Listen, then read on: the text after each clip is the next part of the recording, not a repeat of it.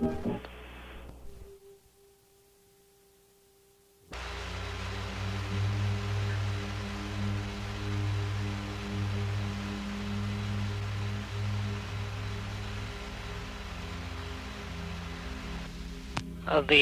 Apollo 9 crew has apparently gone over the hill, as they say, out of range of the Honeysuckle tracking station. We just had a call for LOS there.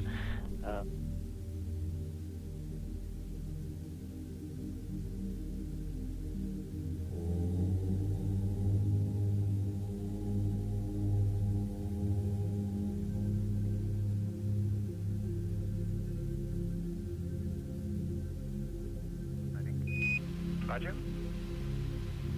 Hey, we're going to plan to press right ahead and do the CDH burn. It doesn't look like this is going to hurt anything. We concur. The word is press. Now pressurizing, and we're coming up on the power transfer. 50 seconds and counting. We have now switched to internal power satisfactorily on the batteries of the first stage, all three stages of the Saturn V vehicle. 40 seconds and counting. Tom Stafford making a final check of his computer. The vehicle, all stages pressurized at this time. We're waiting for the swing arms to come back. One should be coming back at this time, a second one at 17 seconds. Tom Stafford reports they are go. We're coming up in the 20-second mark. T-minus 20 seconds and counting. 17 seconds and counting. Guidance internal. 15, 14, 13, 12, 11, 10, 9. We have ignition sequence start. Engines on. 5, 4, 3, 2. All engines running. Launch commit. Liftoff. We have liftoff. 49 minutes past the hour. Clock has started. Stafford reports the clock has started. The tower is clear. We're going. And roll program right on time.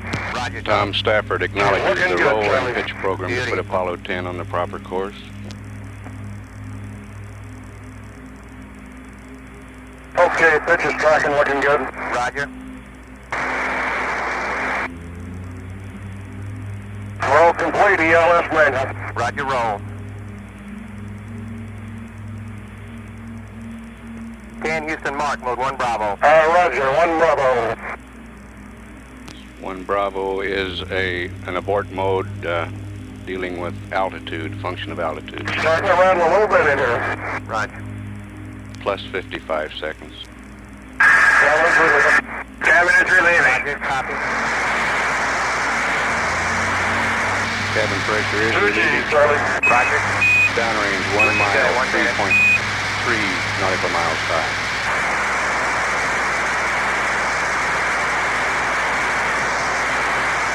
What a ride, Dave. What a ride. Roger.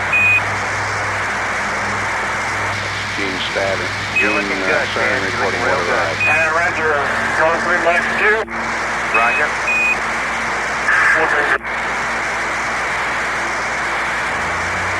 Ken, you're through the Max Q. You're looking good. 2 1/4 G. She's looking good.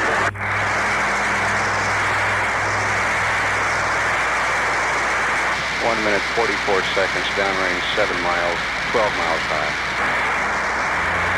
2 1/2 Gs. Roger, copy, Tom.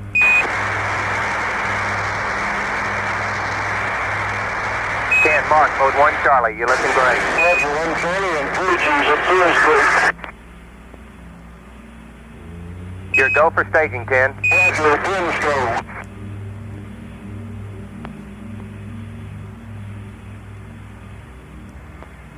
Inboard check out. Roger, inboard. Clear the loop, Rocco. Inboard engines are out. Rocco down. Roger, copy, Tom. EDS off, 10.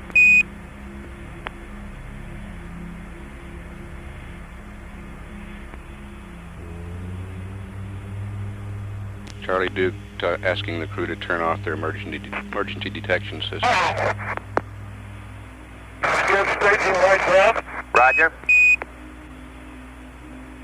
Good ignition on the And second looks like we stage. got a good S2. Roger, front controls, 10 on the S2. It's looking good. Confirm EDS off. ADS is off. I called her 2S, sir. Roger. Flight Dynamics reports trajectory go at 3 minutes 9 seconds, downrange 81 miles, 46 miles high. Second plane separation, that's the skirt around the engines on the second stage. Second plane set. And the launch escape tower has jettisoned. Man, that staging was quite a sequence. Right, sounded like it. And we have guidance initiate. We confirm that, 10. Roger. The S2's looking beautiful, Tom. Everything's copacetic. Roger. That's Charlie Duke talking to Tom Stafford. Here, Charlie. Yeah, I bet. Just like old times. It's beautiful out there. You guys sound ecstatic. Man, this is the greatest, Charlie. Charlie, babe, it's fantastic, babe, really. Okay, 4 minutes. Roger, 4 minutes, you're a go. Trajectory and guidance look good. Roger, we look right on the line on board. 171 miles downrange, 67 miles high at 4 minutes 15 seconds. Still go.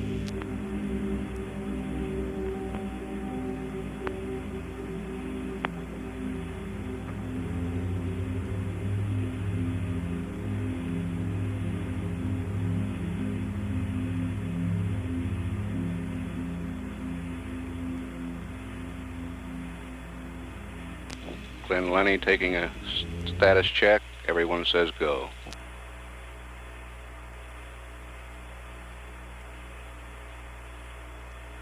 Four minutes 50 seconds, 230 miles downrange, 76 miles high.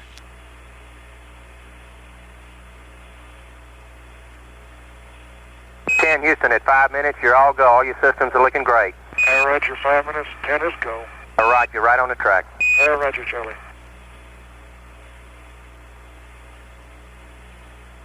We have an estimate of inboard engine cutoff in the second stage at 8 minutes 15 seconds. Outboard engine cutoff 9 minutes 11 seconds.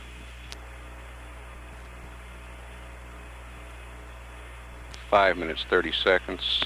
299 miles downrange, 83 miles high.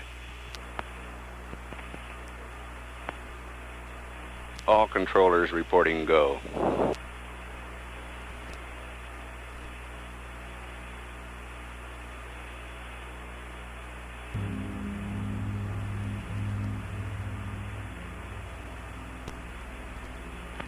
.350 miles downrange, 87 miles You're looking beautiful. now. 6 West, killer orders coming on. Pitch 1. Let's go. Yaw 1. Let's go. Pitch 2. Let's go. You got to. You got them all, Tom. Looks good.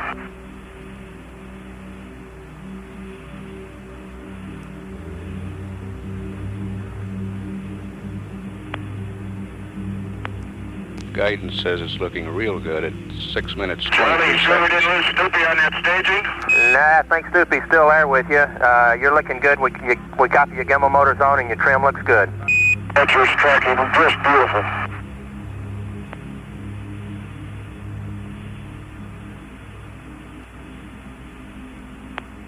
Houston, mark S4B to orbit capability. S4B to orbit capability. Apollo 10 now has the capability to get into orbit on the S4B should the second stage 10 Houston, malfunction. coming up on 7 minutes. You're all go. We have nominal level sense arm 8+15, S2 cutoff 9+11. German level sense arm and 9+11 for S2. Right.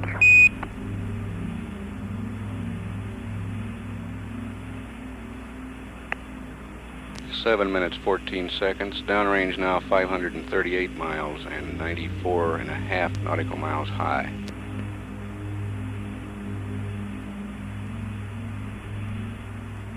Coming up on inboard engine cutoff. 730, 10 is good. Roger, looking good here.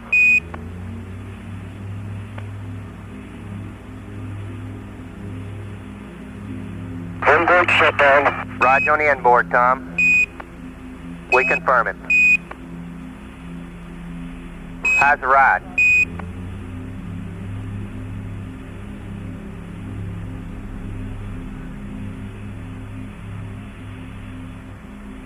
Houston, 8 minutes. You're looking good. How's the ride? Roger, fantastic, Charlie, fantastic. Roger.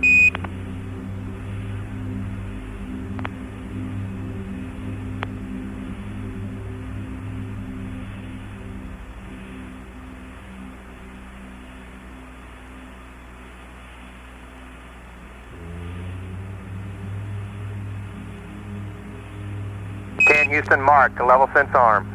Level sense arm.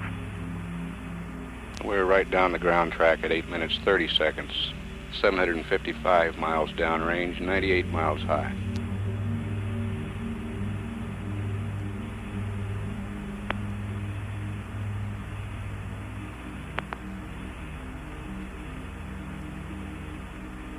Velocity is 21,499 feet per second. Flight director taking a status for staging now. Then looks good. Roger, Apollo 10, you're a go for staging. Mark mode 4, Apollo 10, mode 4. You want to staging? Roger. Separation. Roger. We got good ignition. Roger. Thrust We is confirm good the and guidance guidance in the has S4B looks initiated good, on Ken. the S4B stage, the third stage. Charlie, lots of stuff out the window at staging. We're catching up and passing it now. Okay. Okay. Guidance looks right on if we're onboard flight, Charlie. Right. We confirm that. Looking great here. You're looking beautiful. Okay.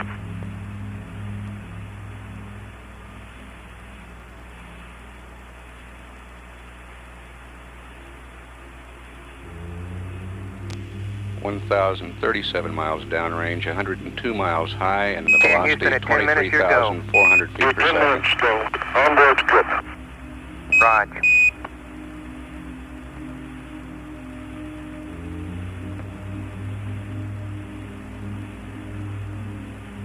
Predicted cutoff for the Saturn S4B stage, 11 Apollo minutes 10, 47 Houston seconds. predicted S4B cutoff 11 plus 47. 11 plus 47.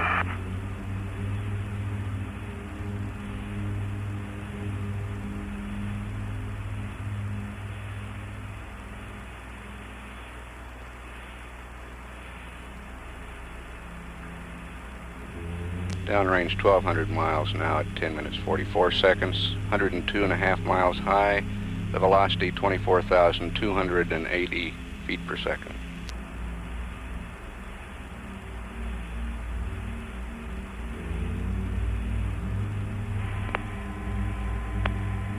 And 10 looks good.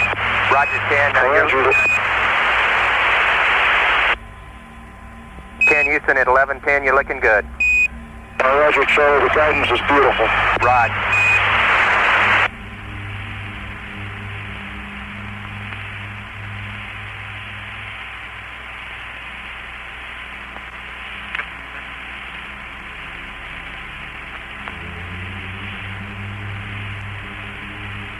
Predicted cutoff now 11 minutes 45 seconds.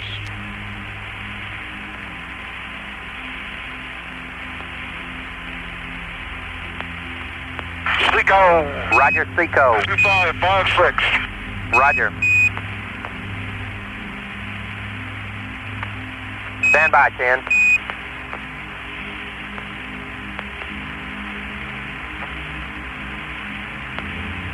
Okay, Houston, we show 102.6 by 101.1. Roger, we copy that.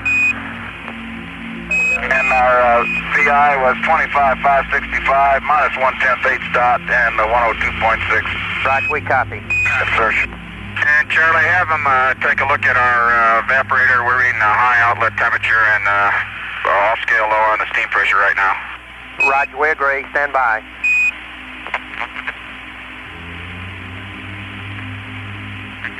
Okay.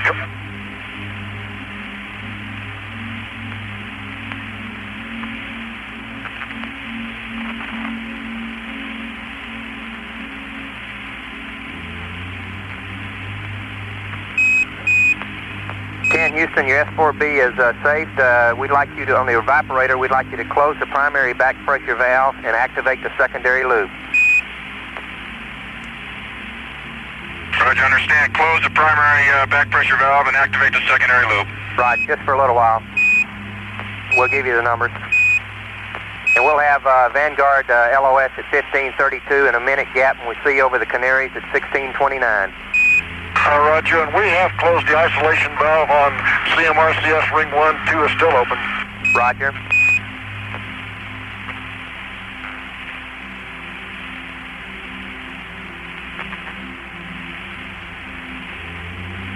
10 Houston, the Saturn's in great shape. You're configured for orbit. We're all go. Roger, just looks beautiful.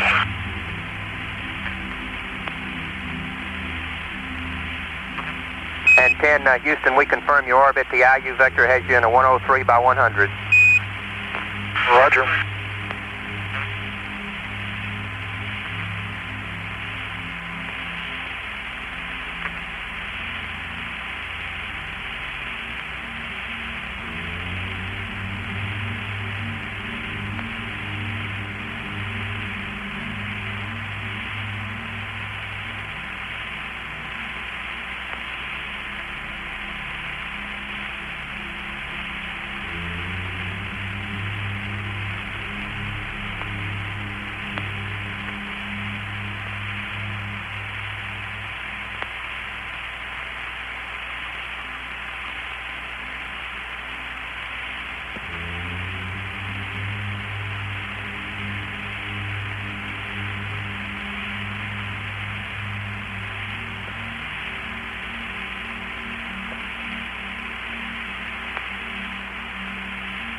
Uh, 10 Houston, we want you to keep the primary back pressure valve closed for about 15 minutes, and then we'll deactivate. Stand by.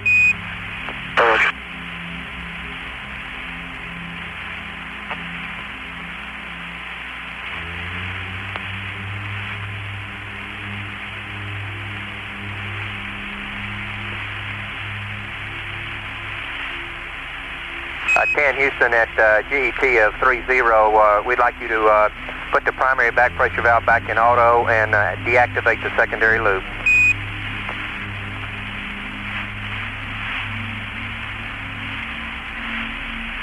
Roger, understand you want, at 30, you want to deactivate the secondary loop and go back to auto on the primary boiler. Affirm, Gene.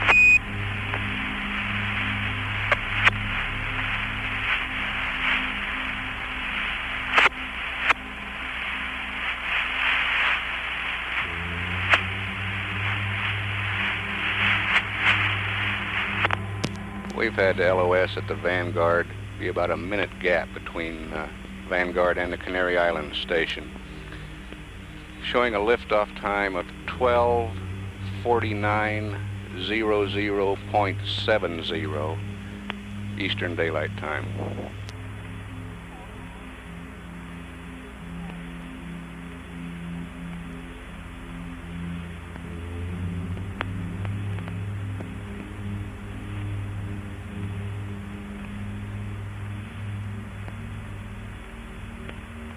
This is Apollo Control. We should be picking up the Canaries any time now. We'll continue to stand by. We do have AOS, acquisition of signal, at Canaries now.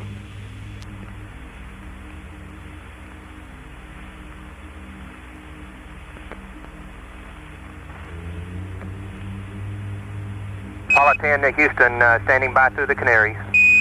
Roger, 10, reading loud and clear. We basically completed our insertion checklist. Roger, copy.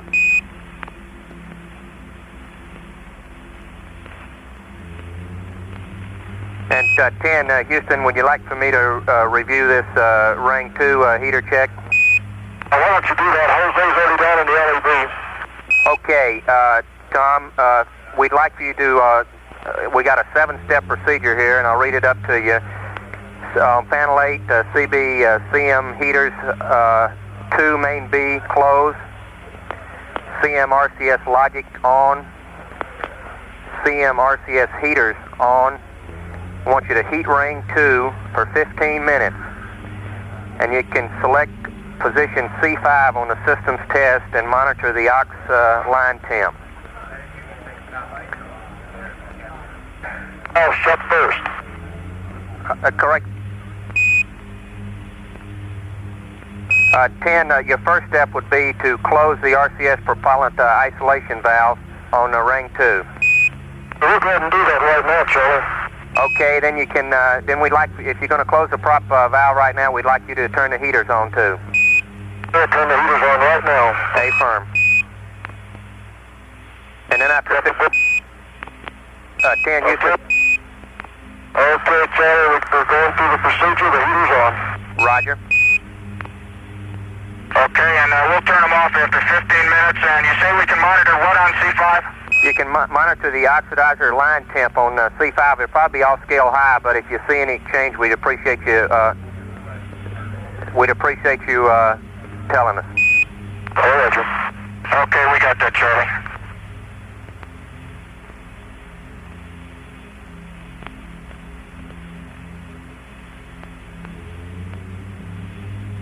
After 15 minutes, we'd like you to turn the heater off, RCS logic off, and open both heater circuit breakers.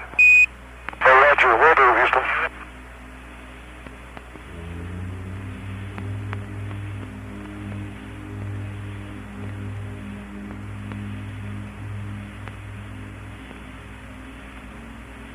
Charlie, it's just fantastic to be back up here again. Fantastic, really.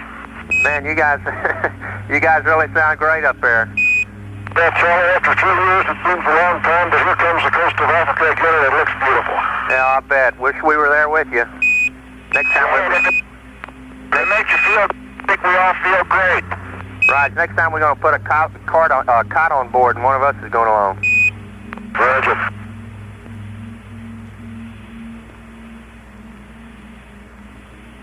That was Gene Cernan and Tom Stafford conversing with Charlie Duke. Both very happy to be back in orbit.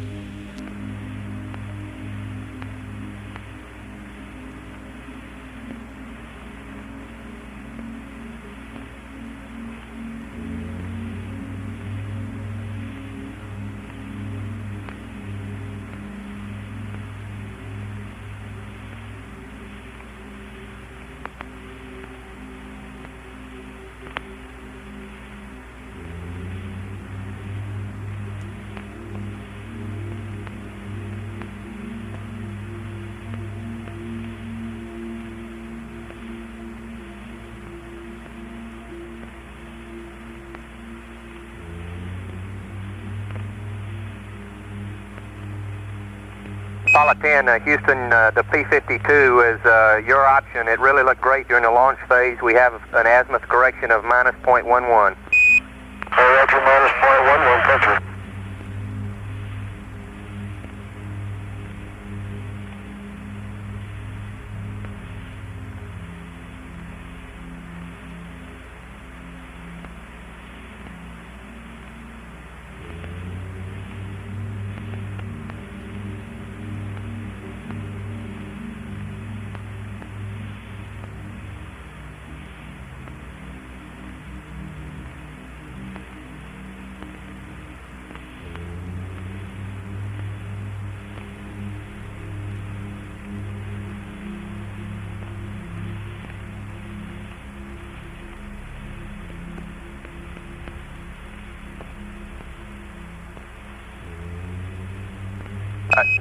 Houston, if you've taken your helmets off, would remind you to open the suit circuit return valve.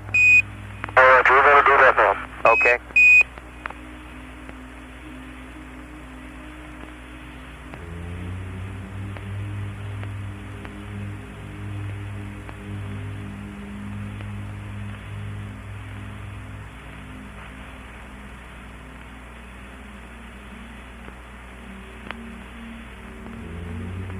Oh, Apollo 10, Houston, you got about 1 minute to Canary's LOS, Tanana Reef at 37. Roger, Tanana Reef at 37, thank you. Roger.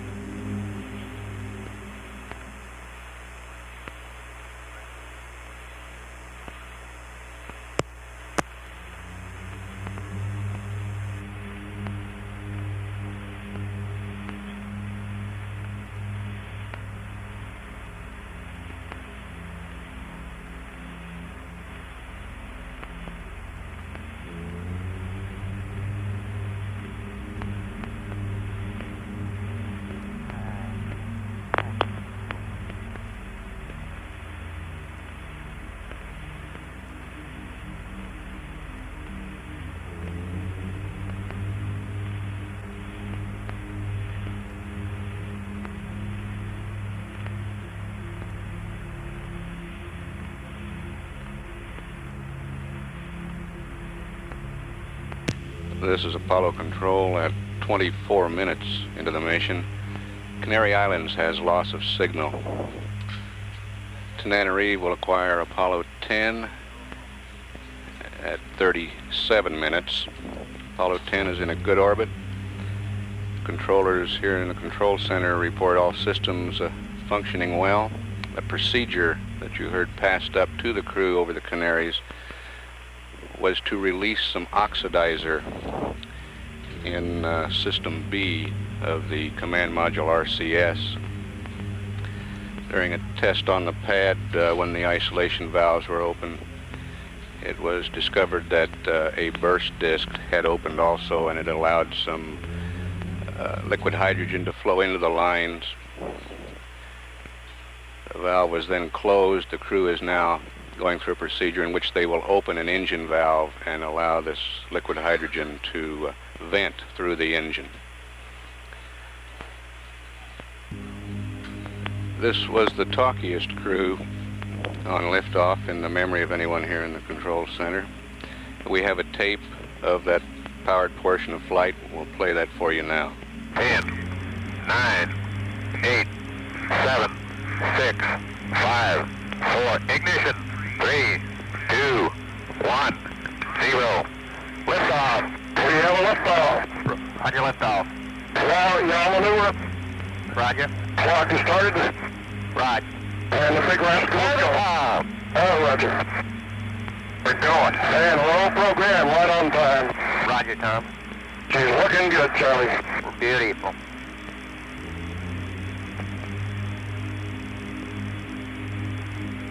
Okay, pitch is tracking, looking good. Roger. Roll complete, ELS manual. Roger, roll. 10 Houston Mark, mode 1 Bravo. Roger, 1 Bravo.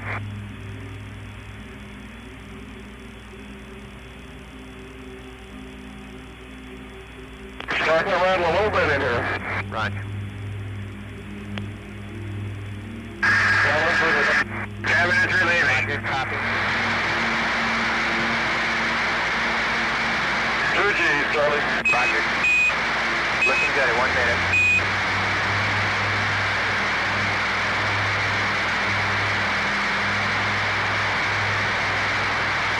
What a ride, babe. What a ride. Right. You're looking good, Ken. You're looking real good. Roger. Going through Max Q. Roger.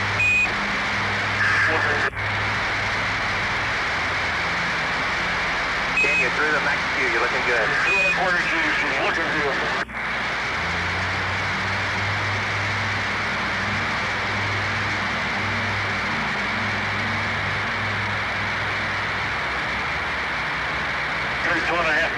Roger, copy, Tom.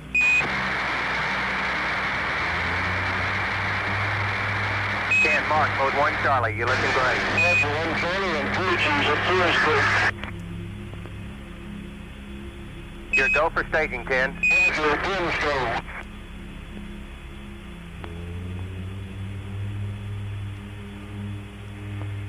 Inboard, check on. Roger, inboard. We're on loop, go. Go down. Roger, copy, Tom. EDS off, 10.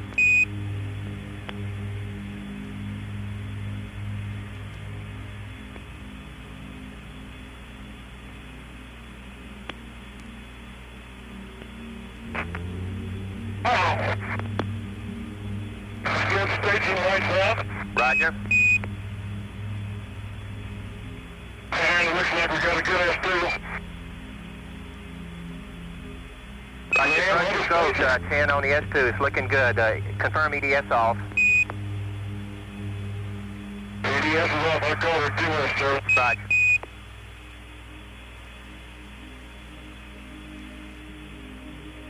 Plane step. Roger. There goes the tower. Roger on the tower, and we confirm. Second plane set. Okay. Man, that staging was quite a sequence. Right, sounded like it. And we have guidance initiated. We confirm that, 10. Roger. Yeah, S2's looking beautiful, Tom. Everything's copacetic. Roger. It looks good to be back up here, Charlie. Yeah, I bet. Just like old times. It's beautiful out there.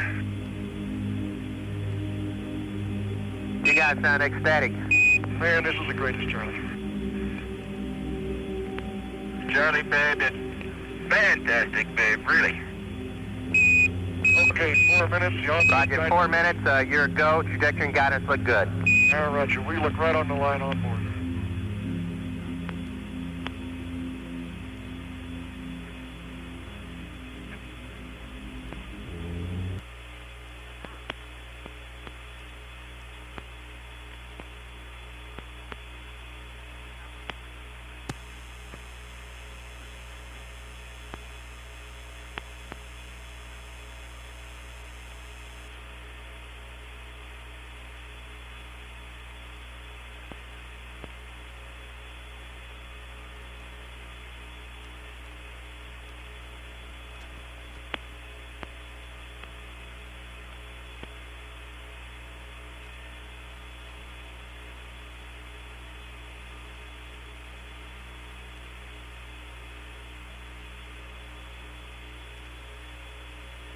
Houston, at 5 minutes, you're all go. All your systems are looking great. Roger, 5 minutes, 10 is go. All right, you're right on the track. Roger, Charlie.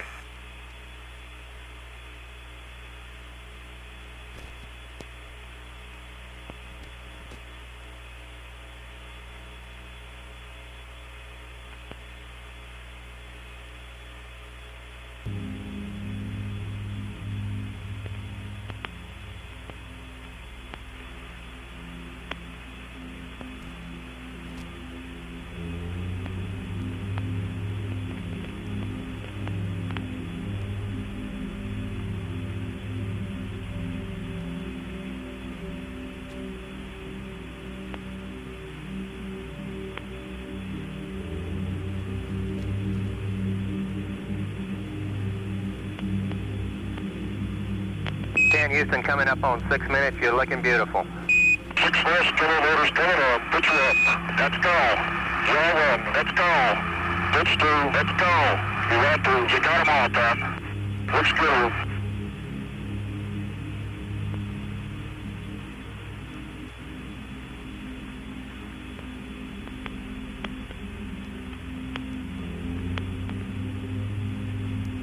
Charlie, you sure we didn't lose Snoopy on that staging? Nah, I think Snoopy's still there with you. You're looking good. We copy your gimbal motors on and your trim looks good. Picture's tracking just beautiful.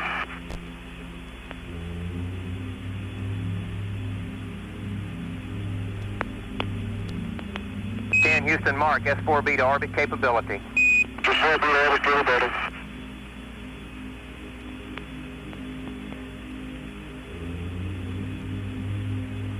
Houston, coming up on 7 minutes, you're all go. We have nominal level sense arm 8 plus 15, S2 cutoff 9 plus 11. Trailer level sense arm 9 plus 11 to S2. Right.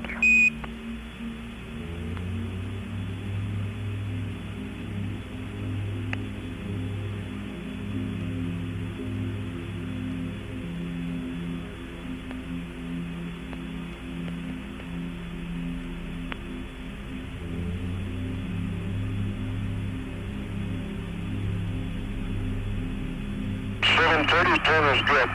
Right, looking good here.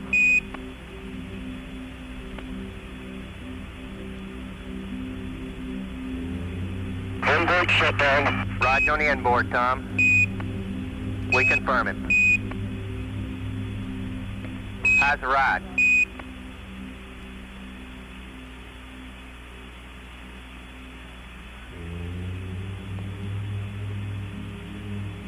Houston, 8 minutes. You're looking good. How's the ride? Roger, fantastic, Charlie, fantastic. Roger.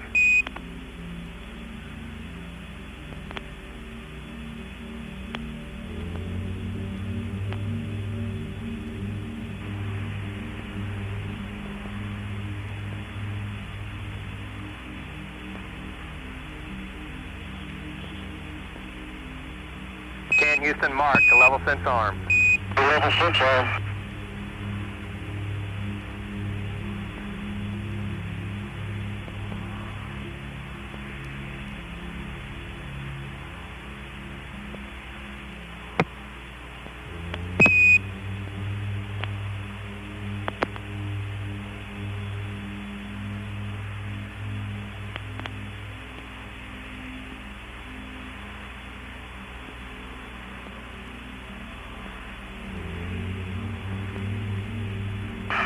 10 looks good. Roger, Apollo 10, you're a go for staging. Mark mode 4, Apollo 10, mode 4. You mode 4. Staging. Roger. Separation. Roger. Here's we got good ignition. Roger. We confirm your guidance and your S4B looks good, 10. Roger. Charlie, lots of stuff out the window at staging. We're catching up and passing it now. Okay. Okay. Guidance looks right on for the onboard flight, Charlie. Right, we confirm that. Looking great here. You're looking beautiful. Roger.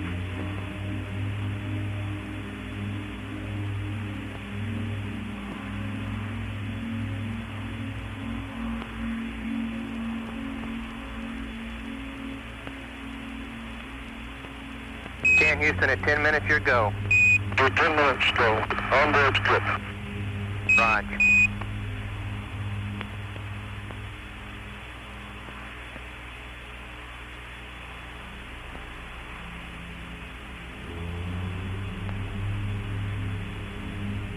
Apollo 10, Houston predicted S4B cutoff 11 plus 47. 11 plus 47.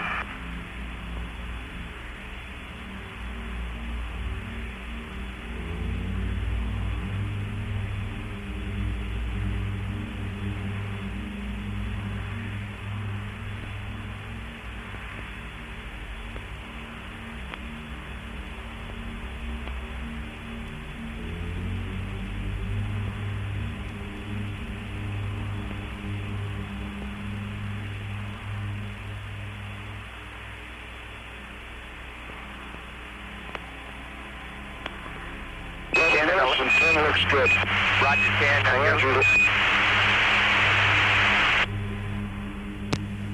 10. This is Apollo Control at 36 minutes, just about within acquisition at Tananarive.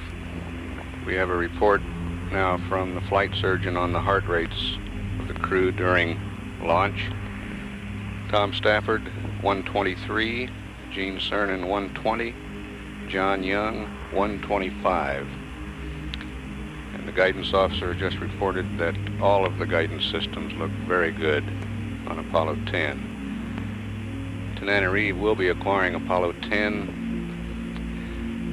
Any second now. We'll stand by for any conversation through that station.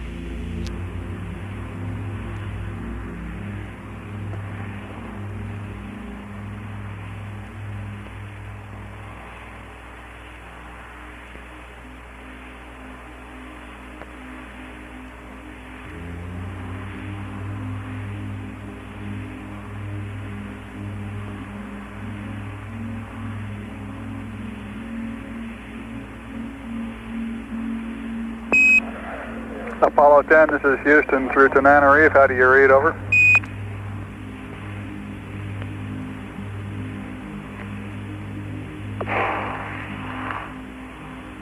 That's astronaut Bruce McCandless putting in a call.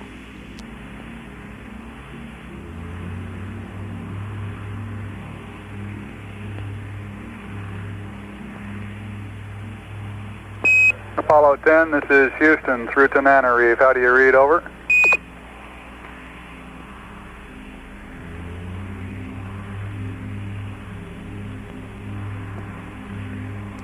Tananarive, Houston, contact net 1. Houston, contact Tananarive. Roger, can you confirm that Capcom is uplinking through your site? Affirmative, you are uplinking. Have you heard any downlink from the spacecraft? Negative, no downlink. Roger.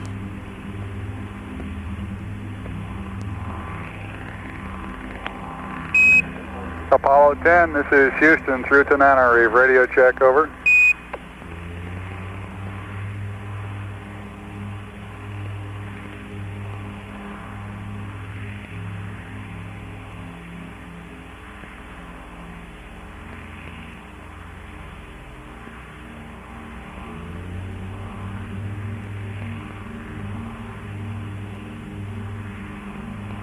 Apollo 10, this is Houston transmitting in the blind. Confirm simplex alpha, over.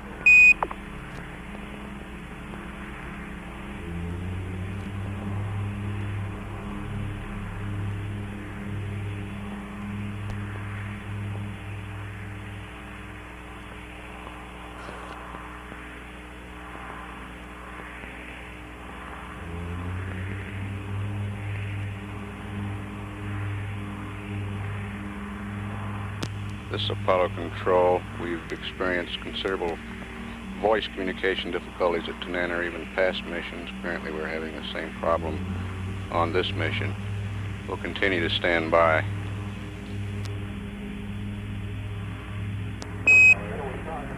Apollo 10, Apollo 10. This is Houston through Tananarive, over.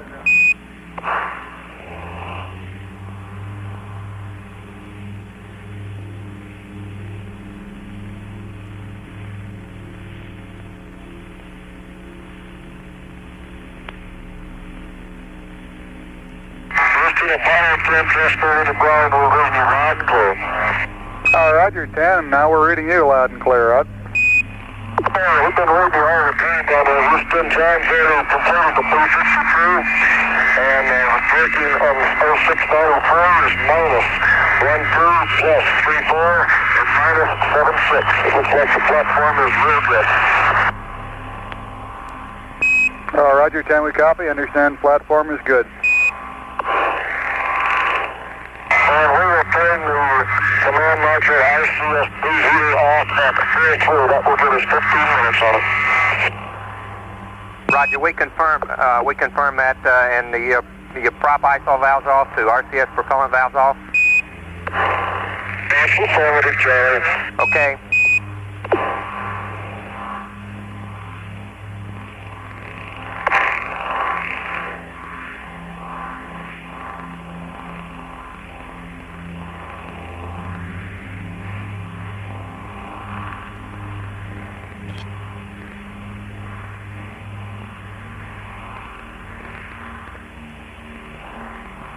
Apollo 10, 5C on the first motor is off scale high, which we expect for the heaters, and we again turn the heaters off at 4-3. Say again, 10, you're fading in and out. Roger, command module RCS heaters off at 4-3. Roger, we copy off at 4-3.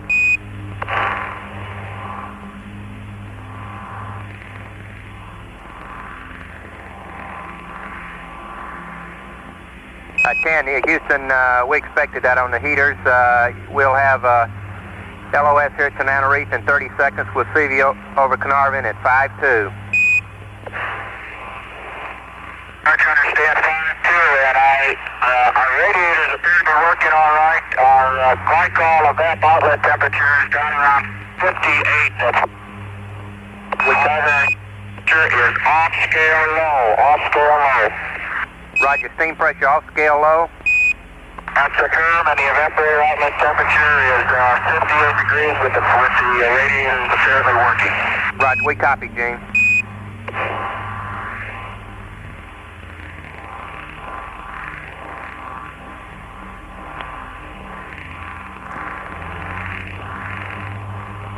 And Apollo 10, Houston, if you read, we'd like you to close the primary back pressure valve again, over.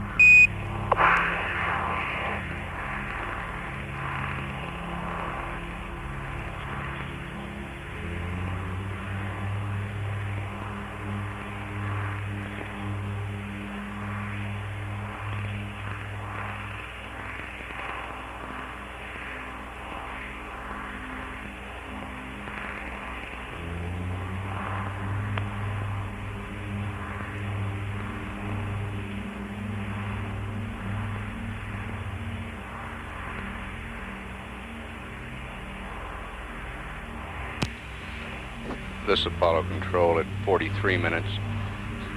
Apollo 10 is out of range at Tananarive. The purge of that oxidizer line on the command module RCS system has been completed. The system is in good shape. Gene Cernan reported the radiators on the spacecraft are working well. Carnarvon will acquire Apollo 10 at 52 minutes. This is Mission Control, Houston.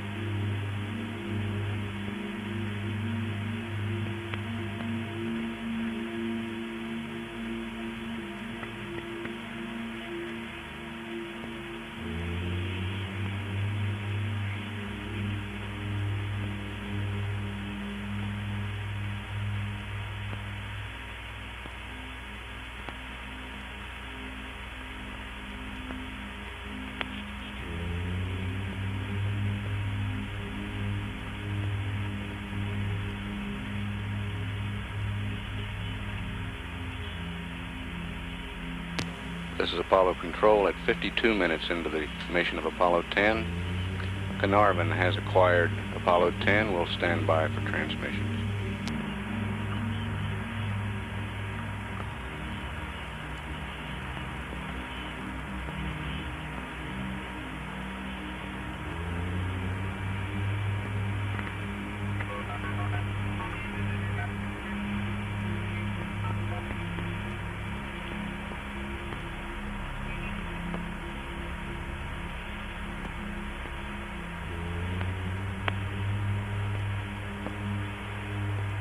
Hello, Apollo 10, Houston through Carnarvon, standing by.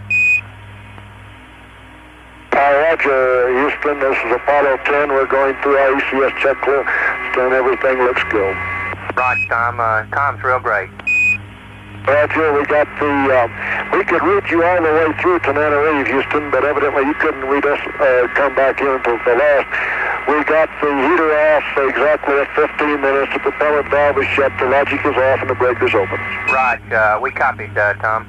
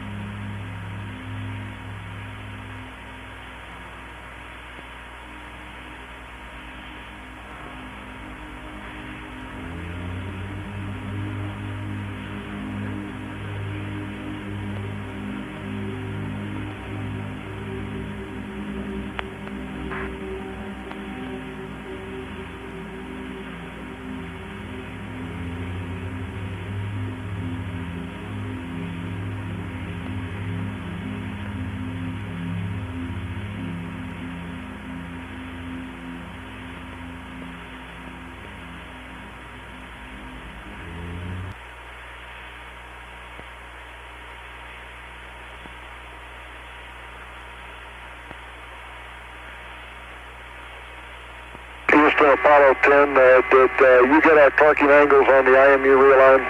Right, Tom, you were pretty weak. What I copied was minus 0.12, plus 0.34, and minus 0.76. Oh, Roger, and everything looks real good. Right, could you give us the time that you torque those? Stand by. It was 41 minutes even, Charlie. That's what I made special attention to that. Right, thank you very much, John. 41 minutes, special attention.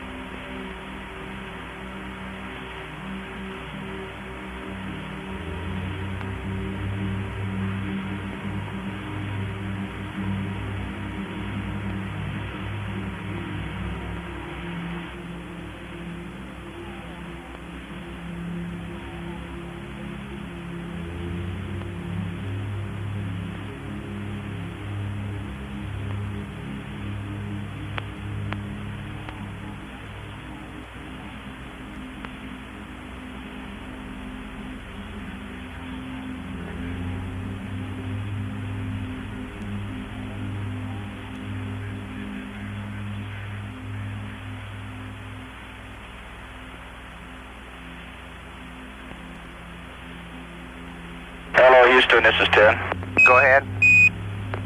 Okay, I guess you got my word on the off-scale low and the steam pressure on the primary loop.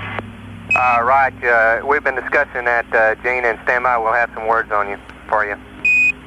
Just rechecked the secondary loop, and it all looks good. And going through all our monitor checks and redundant component checks, looks like we got a good Charlie Brown here. Right, good.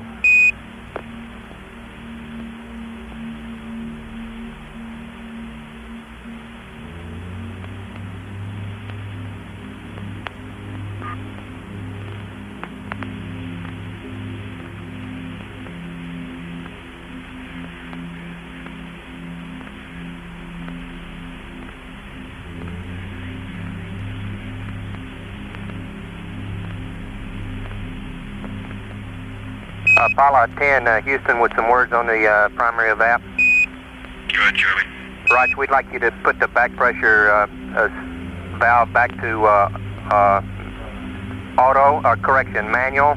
And we wondered if you went to auto on the H2O valve during launch. That's firm, I sure did. I went to auto on the steam pressure valve and the water valve. Okay, we want the steam pressure back to manual, and we're going to think about it a little bit more, and we might reservice later on. Okay, fine. Looks like our radiators are beginning to carry the load. I'm looking at about 51 degrees on the evap outlet temp. Right.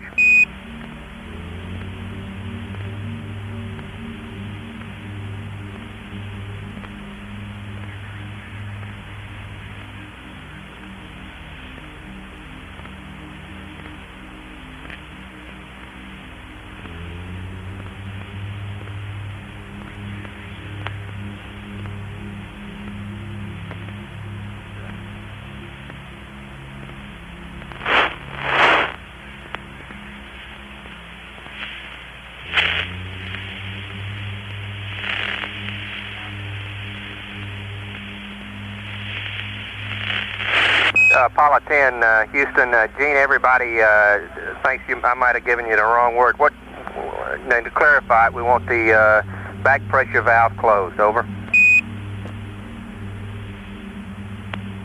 Okay, in other words, you want steam pressure auto switch to manual, and you want me to go to increase, is that correct? Affirmative. Okay, well, in manual now, I'll go to increase.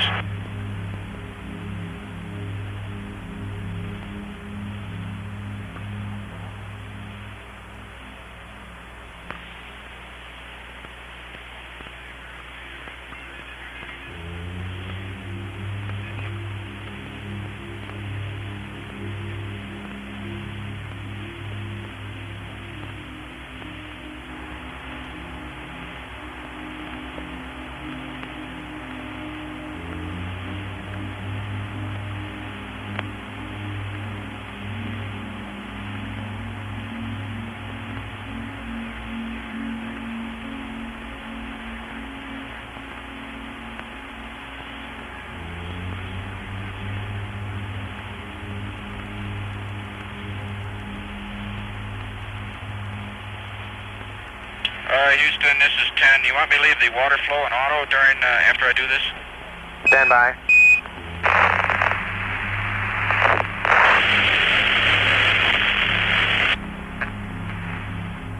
10, Houston, you can leave the water valve in auto. Roger, understand.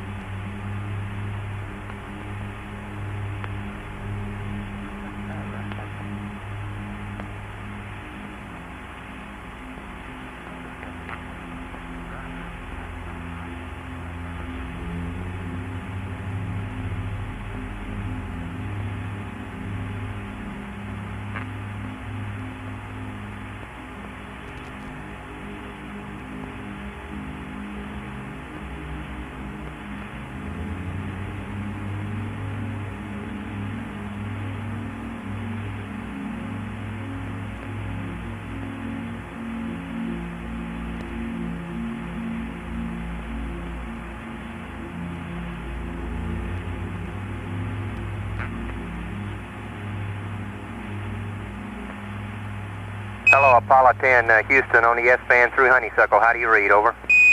Roger, Houston, Apollo 10, reading you loud and clear. Roger, Tom, same old. The S-band is really great today.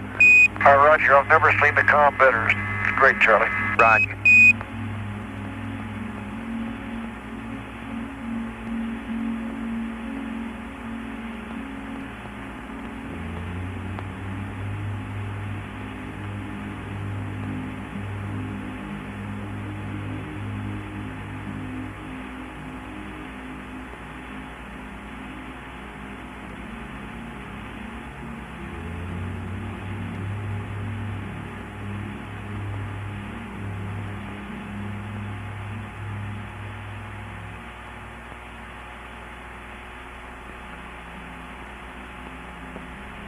Apollo 10, Houston, we'll have LOS at Honeysuckle at 1+06. We'll see you over Guaymas at 1+28. Apollo 10, roger.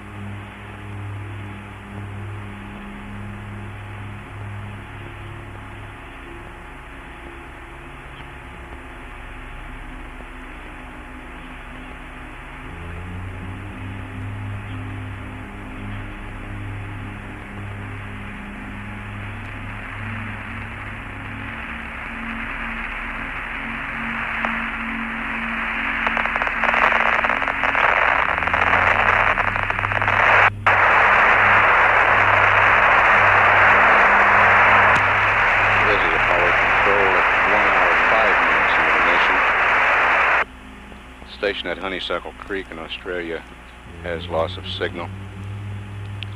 Flight Director Glenn Lunny is taking checks with the controllers here in the Mission Control Center. Everybody gives him a go. The service propulsion system looks good. The reaction control systems on both the service module and the command module look very good. The environmental communications officer is pleased with his systems.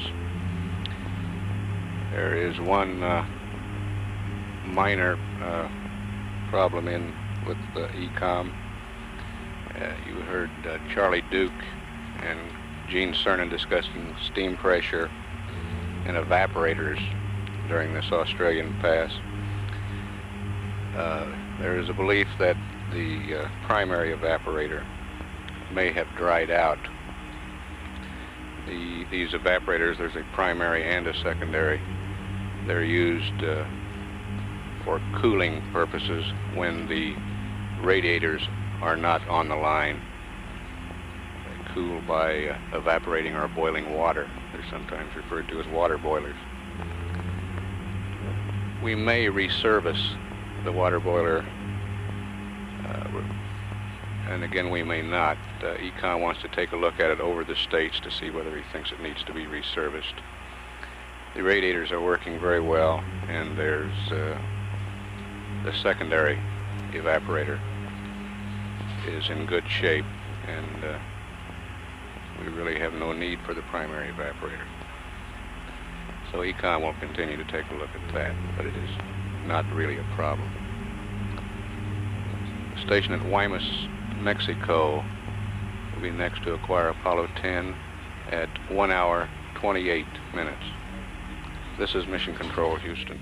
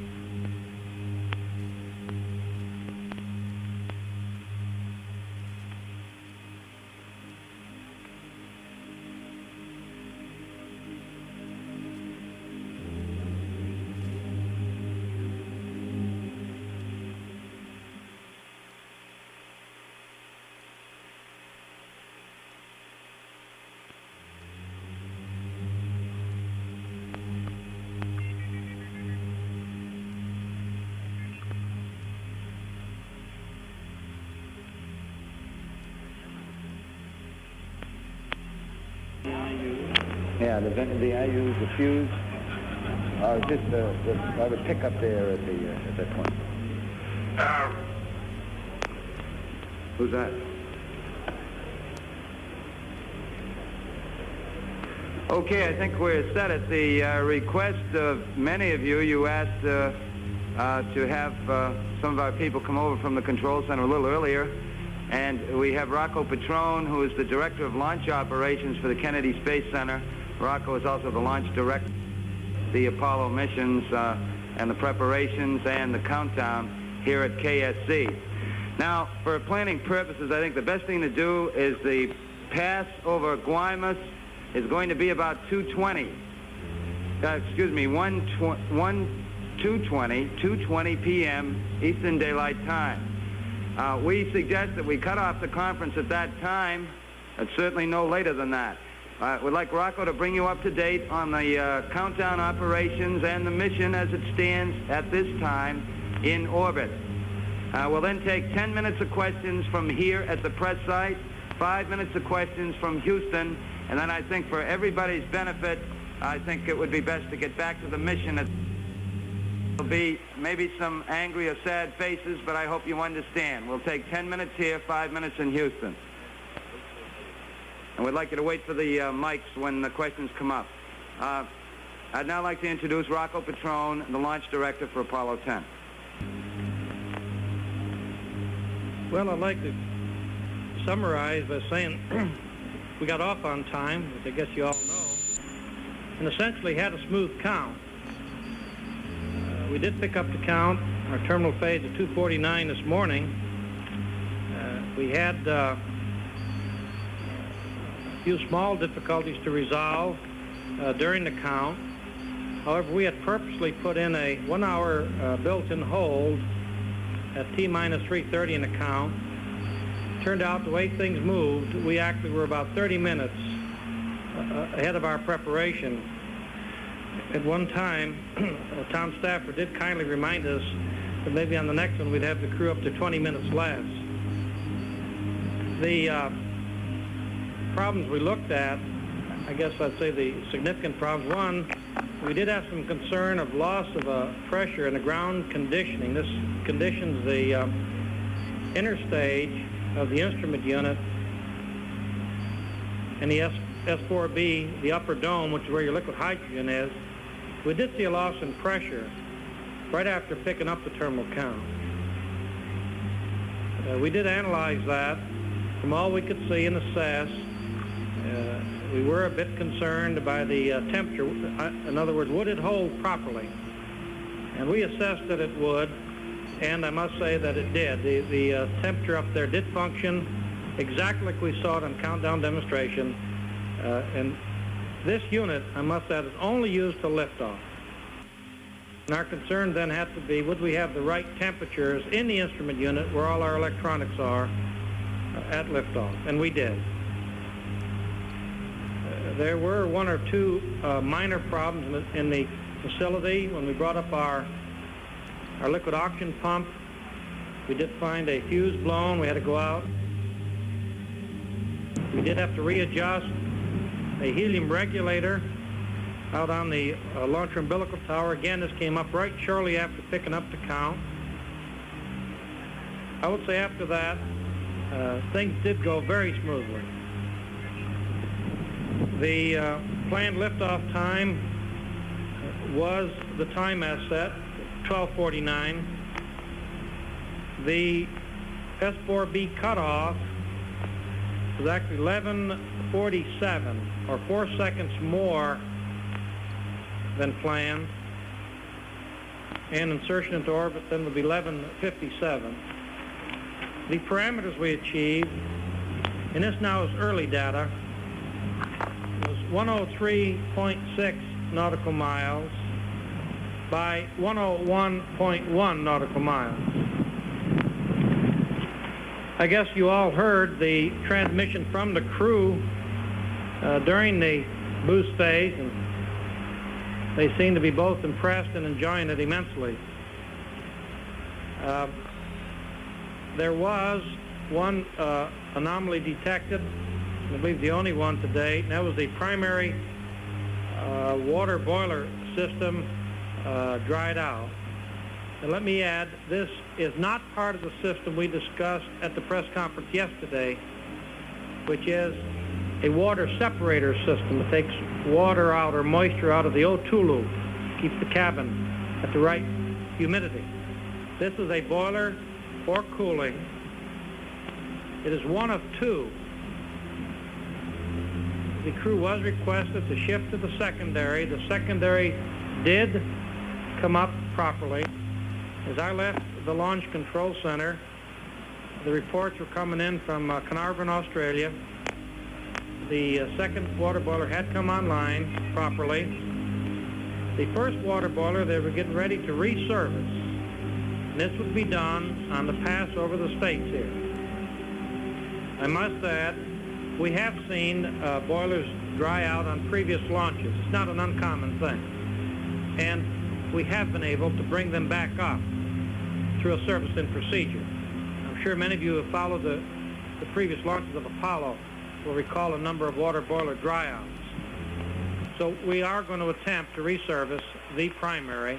The secondary is now working. Now, let me also add that for TLI, our mission rules, our flight rules, do not call for either of the boilers to be up. Of course, we'd like them up. We have a radiator system aboard for primary cooling. The radiators in themselves are redundant. On Apollo 8, we learned that the heating load can be handled by the radiator loop itself, and there we have redundancy with two loops. The water boiler primarily serves the purpose of helping the radiator when a peak load comes in for a short transient. The water boiler is not functioning all the time. So then it sits there sort of on idle, ready to assist the radiator loop if there's a peak load. We feel from Apollo 8, and these rules were derived before this mission, that we understand the heating loads to the moon and in the vicinity of the moon, and therefore the rules do not require both boilers to be functioning for a go decision of TLI. I must say that element alone, as you all know, there are many, many other things being looked at now and will be looked at before the decision for TLI, translunar injection, can be made. Thanks, Rod. Could I take that 1 minute? Just before we go into the questions, there were some questions about the exact launch time.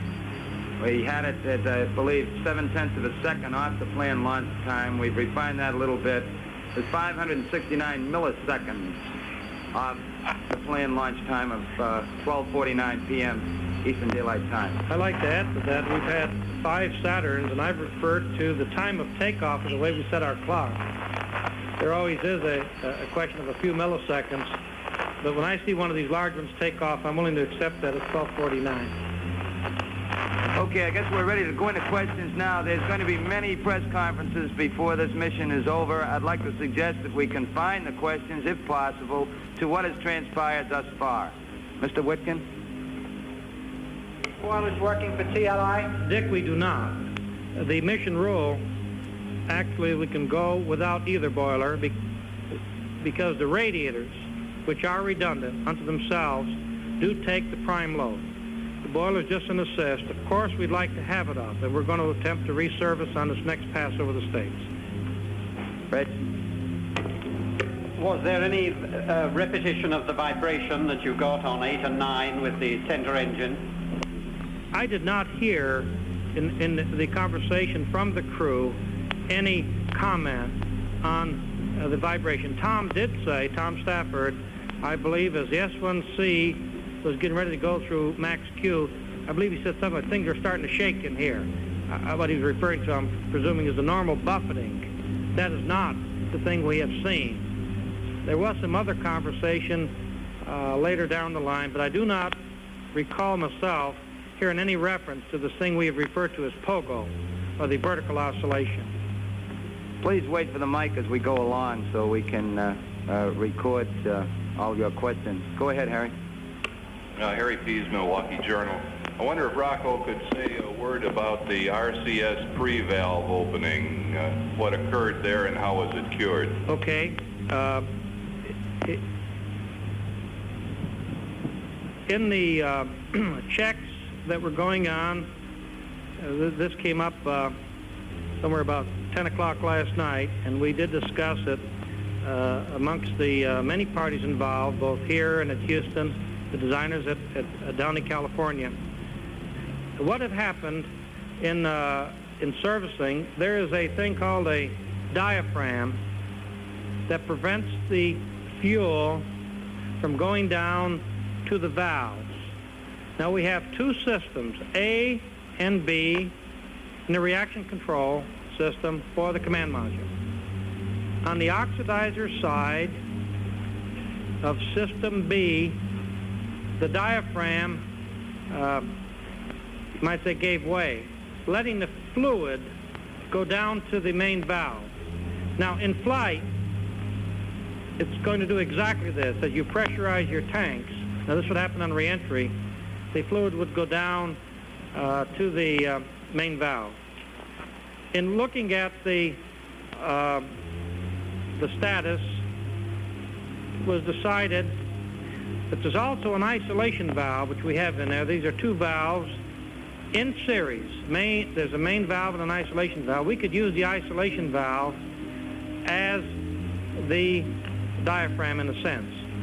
Therefore, it was decided, mainly so there would be no pressure buildup while in space, to close the isolation. They would normally be closed, vent out by opening that valve. Now this would not burn at this time, it would vent, and I believe the S was about 3.6 pounds of oxidizer.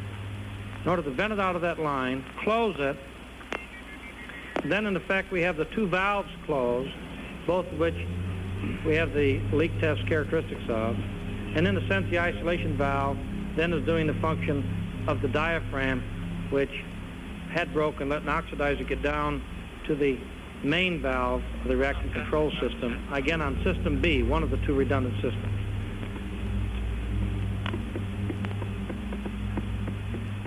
Go ahead, Harry. No, I think he has a follow-up there. In the Gemini 8, when you pop the pre-valves on the RCS system, you considered that reason for ending the mission. How does this differ?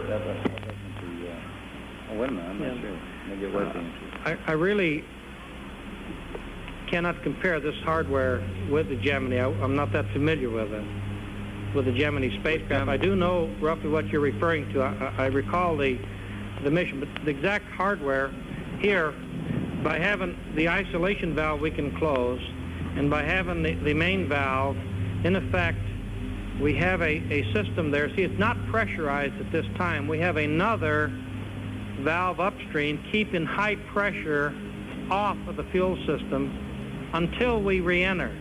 At that time, we say we blow a squib valve, that lets pressure come in, then that puts that system under high pressure. Right now the system is under something like 25 to 30 pounds. So it's very low pressure in there, and with two valves, we don't see, have any concern of it leaking. Go ahead, Dick. How do you service this boiler when it comes over the States next time?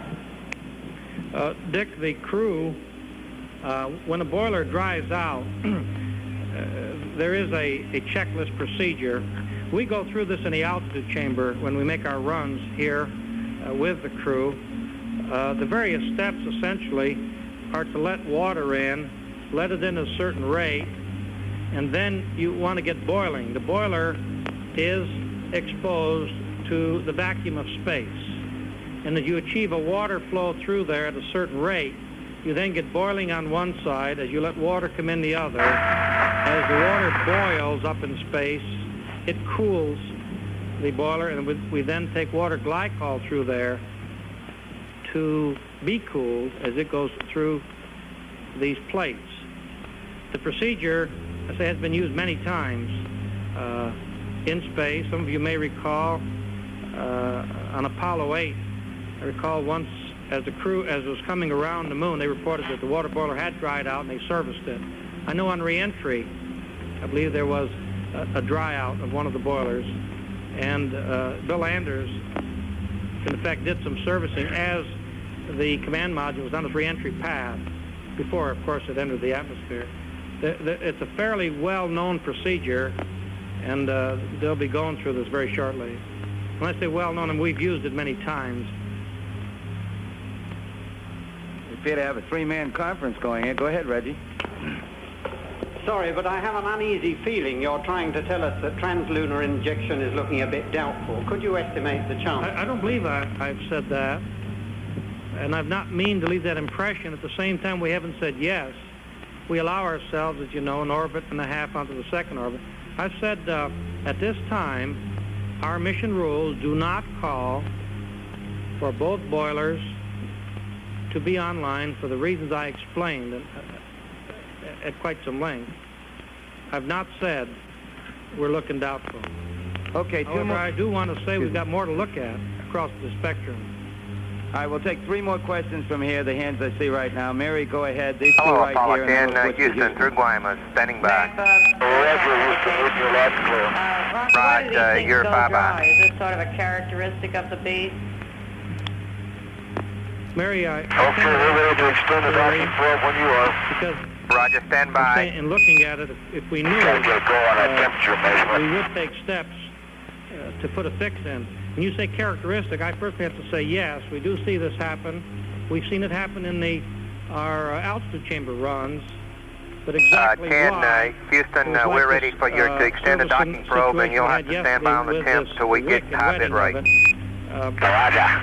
There are sometimes conditions that force you to repeat it, but we don't know exactly why.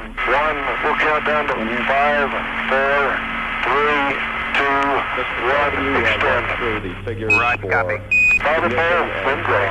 times for Roger. various stages We and can feel the truck. sequences. Roger.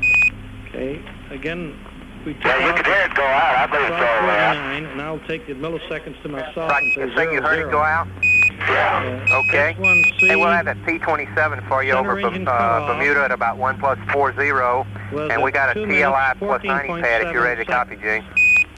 The outboard engine cutoff on the Stand by. S1C was 2 Roger, minutes, TLI plus 90. Go ahead, Charles. 41.1 Roger, seconds. TLI plus 90, SPS/GNN, S1C, S2 separation was 63556 241.8. minus I think all of you will 148 recall that Tom plus said that's quite a sight. 135 Each one of the crew, when they've returned in the 003 debriefing, have spoken of 55 that sequence of staging. It must be quite a jolt and 4487 quite a sight. S2 ignition was minus 242.5. 05484 minus We 4 just balls took 1 the second plane plus separation 66 was at 3 minutes, 232 11.5 seconds. 180 Center engine cutoff on the second 239er stage 001. minutes, Apogee is NA. 40.1 second. Perigee is plus 00175. Outboard engine cutoff was 9 minutes, 12 seconds. 66458. Burn time S2, S4B 737. separation, 9 minutes, 66199er 12 seconds, 0.9. 24 S4B 2087 ignition, 9 167. minutes, 13 seconds. Hello, Houston, this is 10. Go ahead. S4B cutoff. Houston, we lost S-band for a second there. I got everything through HANA. Go after that. Okay, Gene, HP is plus 00175. Colonel Patron, that big 66 cloud 458 that's kind of obscure the rocket as it was 737 going up the tower. Is Delta that VC because, 66 the flame pads 199er on this launch pad are different? 24 shaped, 2087 different No, they're pointed the same. 167. The flame trench is Foresight north star is Shala, on both paths. and it's left However, 008 pad B is down somewhat wet. 27. So from this press site, your minus angle of looking at the 2605 plane would be a little different. minus But the trenches, the flame trench 02500 is exactly the same on pad A, pad B, same orientation. 11229er 8,700 feet between the two 33 pads. 993 Okay, we're now ready to switch to Houston 0 for about 5 minutes of questions there, please. 5535. Okay, your set stars are Denham and Vega. Jack, let me take a few 0, seconds. 6, This is 7, Houston, to 283 see if 337. the conference there has generated No any Ollie. questions among the newsmen. And your P37 for who are here TLI in the plus 4 Hold one. is 00630. Evidently, 6373. hold The longitude is minus 165. GET 400K is 02221. Ready for your readback. This is directed to Patron. Rocco, when will we know? Okay, Charlie, here it comes. SBS GNN 63556, minus 148, plus 135, 003, 554487. I'd like to point out again, minus 05484, minus 4 balls 1, plus 66232. You with me? Go ahead. according to our 180-239-001. Apogee is NA, perigee is plus 00175, 66458, 737, 66199. Niner. 24-2087-167. As I left the control Foresight center Star Shala. 30 minutes ago. Left 008 down 27 minus 2605 minus 02500. 11229er 33993 0125535. Still there? Keep going. Okay, Denham and Vega 067283 337 knowledge. TLI plus 4 00630 6373 minus 165022221, and you're just a little bit fast on those reads, Charlie. I was barely able to keep with you. Roger, Gene. Sorry about that. That was a good readback, and we got the TLI pad if you're ready to copy. The main part of the cooling load. Okay, I'm ready. Okay. Boiler and radiator. The Time main base part 6P will be taken by 22425 for the 179er. planned 116. The boiler, in effect, sits 3 there to balls. help when you reach a peak condition. During Burn the time Apollo 8 543 mission, for the planned profile, 104376. that essentially the boilers would handle the radiators would handle the load by themselves. 358 So therefore the 151 boilers would not become 040. mandatory for the TLI plus 10 minute abort pitch angle is 267. Standing by for your readback. The center engine of the second stage was cut off about 2 minutes early. Okay, TLI is 22425 179er 116000. I gave Burn time is 543 10437635603. Roll is 358 151040, and our TLI plus 10 minute pitch is 267 degrees. Right, the burn looks going to look real nominal. The step angles, everything's real nominal, and your backup S4B cue cards are okay. Pitch and yaw, everything looks good. That's great, Charlie. We'll be coming over the top here pretty soon. Right. At a certain time when you know you're high, we cut You ought to be right over. We compensated for it by burning longer. This was all planned, and the S2 did perform according to plan. 10 Houston on the TLI. We got a string of 9s on the probability for a guided cutoff. Can't beat that. Sure can. Okay, thank you very much. You're doing good work so far, Charlie. So you guys, and you guys sounded ecstatic on that booth. Babe, you ain't seen nothing until you seen that S1C stage. Eastern Daylight Time. Would you care to elaborate? I will later. Okay. Matter of interest to the press here particularly. Barbara Cernan was here to observe the launch, and it's real smooth in between the start and the end of its burn. She would be happy to meet Yeah, I kind of felt like you were pulling yourself off from the 8 ball there.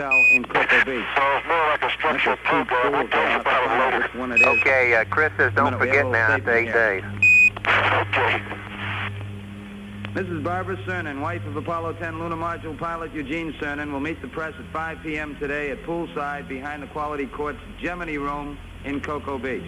All media representatives who wish to cover Mrs. Cernan's conference may either drive their own vehicles to the motel or ride one of the NASA buses departing the press site for Cocoa Beach following the post-launch press conference. I guess one final thing, we had planned another conference here for after TLI and after the television pass. We will not have Mr. George Lowe, who we thought was going to participate. He wants to fly back directly to Houston. The participants would be Dr. Von Braun, Dr. Debus, Mr. Lee James from the Marshall Space Flight Center, and in all probability, Rocco again. Are you people interested in a conference such as that? It would be obviously quite launch-oriented. Somebody say something. Okay, we'll have it. Thank you very much. We'll see you after TLI. Yes, it will be out here. I can't give, the time will be after the TV pass, so let me see. I guess we'll hack it in and let's, what did I say, 3:49, probably in the area of 4:30, I would expect, 4:15 to 4:30. I think everybody is going to be tied up in one variation or another on TLI, and then the television pass. So why don't we take a hack at 4:30 as a time. Thank you.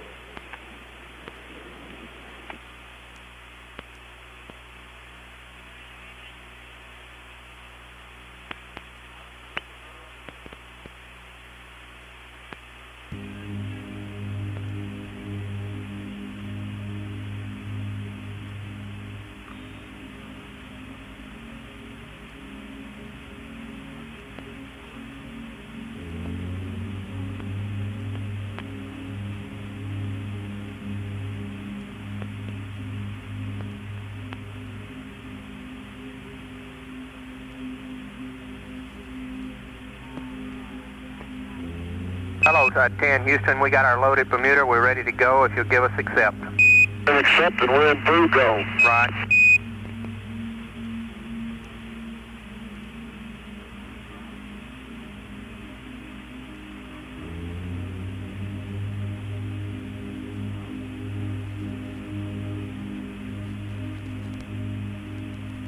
This is Apollo Control at 1 hour 40 minutes.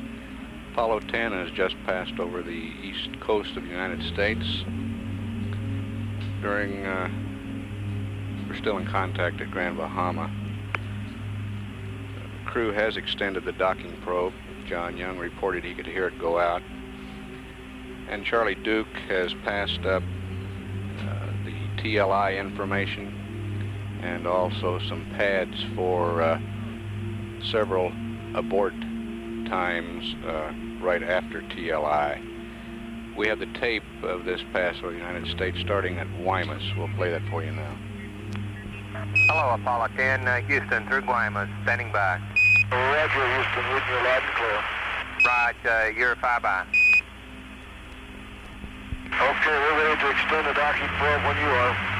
Roger, stand by. Got to get a go on that temperature measurement.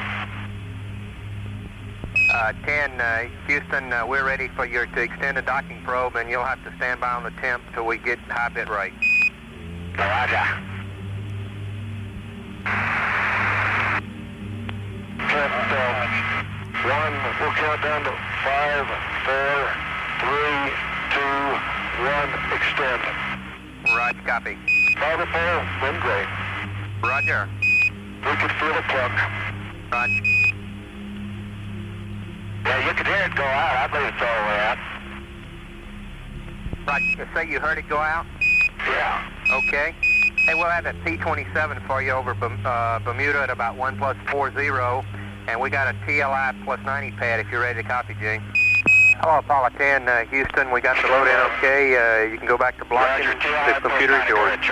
TLI +90, STS/GNN 63556 minus 148 plus 135 003 55 4487 minus 05484. Houston, Apollo 10, what's your latest orbit show? Plus 76232 180 239er Dan Houston, we're showing you on a 107 by 104. NA. Roger, thank you. Is plus 00175. 66458. Burn time 737. 66199er. 24 2087 167. Hello, Houston, this is 10. Go ahead. Houston, we lost S-band for a second there. I got everything through HANA. Go after that. Okay, Gene, HP is plus 00175 66458 737 Delta VC 66199er 24 2087 167. Foresight star is Shala, and it's left 008 down 27 minus 2605 minus 02500 11229er 339er 0125535. Okay, your set stars are Denham and Vega at 0672833337. No Ollie. And your P-37. Hello, Apollo 10, Houston. We think that your primary evap is definitely dried out, but we're going to leave it as is, and if we have to, we'll reservice out to TLI. Longitude. Okay, after I closed the valve, it started off the low peg, and now it's drifted off to a reading about 0.24. Roger. Okay, spacecraft temp is starting to cool down. We feel real good in here. Minus 148, plus 135, 003, 554487. 10, Houston, we'll have you through the Canaries till about 1 plus 55, except for about a 30-second break at about 1 plus 43 when we go from Vanguard to the Canaries. Apogee is NA, Barry plus 00175. Short break at about 1 plus 49, excuse me. 737, 66199er. 242087 167. Foresight star Shala, left 008 down 27 minus 2605 minus 02500. 11229er 339er 0125535. 10, Houston, how's the view from up there? Your windows all look good? Okay, windows are all clear. The TV has a white streak across the external, just a white streak. Okay, right there, window. 630 minus 1650221, and you're just a little bit faster than I reached. Charlie, it looks like someone took a little thin paintbrush and just stabbed it across from top to bottom on the right-hand window. Right. Okay, I'm ready. Okay. Time base 6 feet. Just 22425. 179er. And 10, Houston, with the high bit rate, that probe temp's hanging right in there at 85. Thank you. Burn time 543 104376 35603 358 151 040. TLI plus 10-minute abort pitch angle is 267. Standing by for your readback. Okay, TLI is 22425, 179er, 116000. Burn time is 543, 104376, 35603. Roll is 358, 151040, and our TLI plus 10-minute pitch is 267 degrees. Right, the burn looks going to look real nominal. The step angles, everything's real nominal, and your backup S4B cue cards are okay. Pitching y'all, everything looks good. That's great, Charlie. We ought to be coming over the top here pretty soon. Right. You ought to be right over. 10, Houston on the TLI. We got a string of 9s on the probability for a guided cutoff. Can't beat that. Sure can. You're doing good work so far, Charlie. Yeah, so are you guys. And you guys sounded ecstatic on that boost. Babe, you ain't seen nothing until you seen that S1C stage. Would you care to elaborate? I will later. Okay.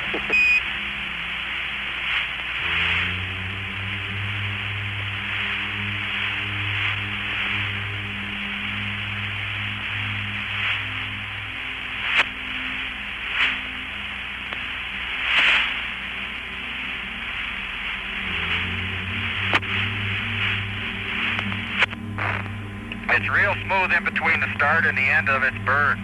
Yeah. There's no doubt the whole structure unloaded on us when we staged. Yeah, I kind of felt like you were pulling yourself off from the 8-ball there. It's more like a structural program. We'll tell you about it later. Okay, Chris says don't forget now after 8 days. Okay. Hello, 10 Houston. We got our loaded Bermuda. We're ready to go if you'll give us accept. Accept and we're in through go. Right. Hello, Apollo 10, Houston. We got the load in okay. You can go back to blocking. The computer is yours. Sure, got blocked. Punch. Houston, Apollo 10, what's your latest orbit show? Stand by. 10 Houston, we're showing you in a 107 by 104. Roger, thank you.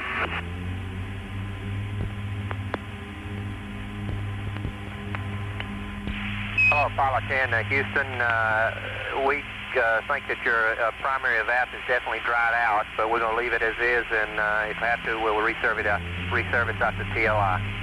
Okay, after I closed the valve, it started off the low peg, and now it's drifted off to a reading about 0.24. Roger. Roger, spacecraft temp is starting to cool down, and we feel real good in here. Right, good, Tom.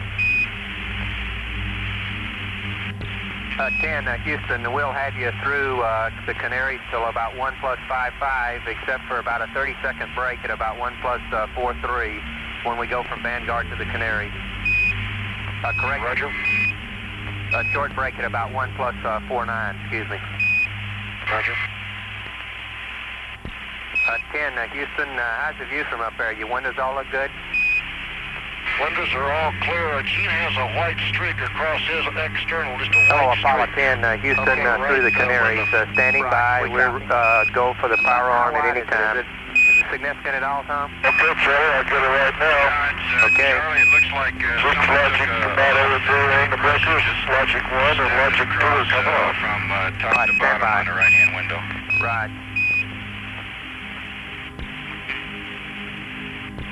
And 10, Houston, with the high bit rate, that probe temp's hanging right in there at 85. Thank you. Hello, Apollo 10, Houston, through the Canaries, standing by. We're go for the power arm. 10, Houston, would you verify that the 6-arm breakers are closed? I'll get it right now. Okay. After 6 arms, coming close now. And the breaker, logic 1 and logic 2 are coming on. Right, stand by.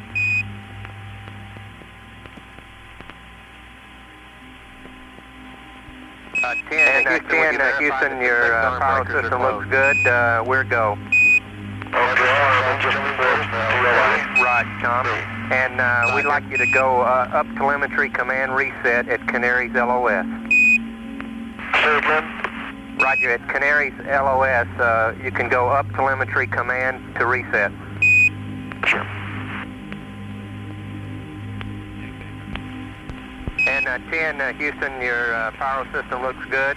We're go. Okay, arm and just before TLI. Right, Tom. And we'd like you to go up telemetry command reset at Canaries LOS. Say again? Roger, at Canaries Roger, at Canaries LOS, you can go up telemetry command to reset. Sure. Houston, Apollo 10, we're donning our helmets and gloves now. Roger.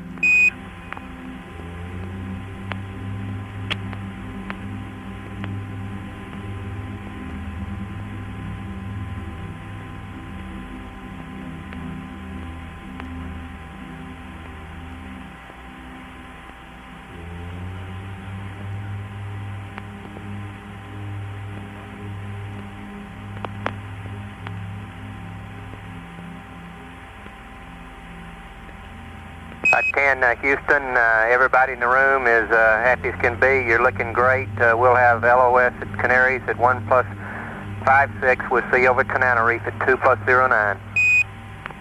Apollo 10, roger.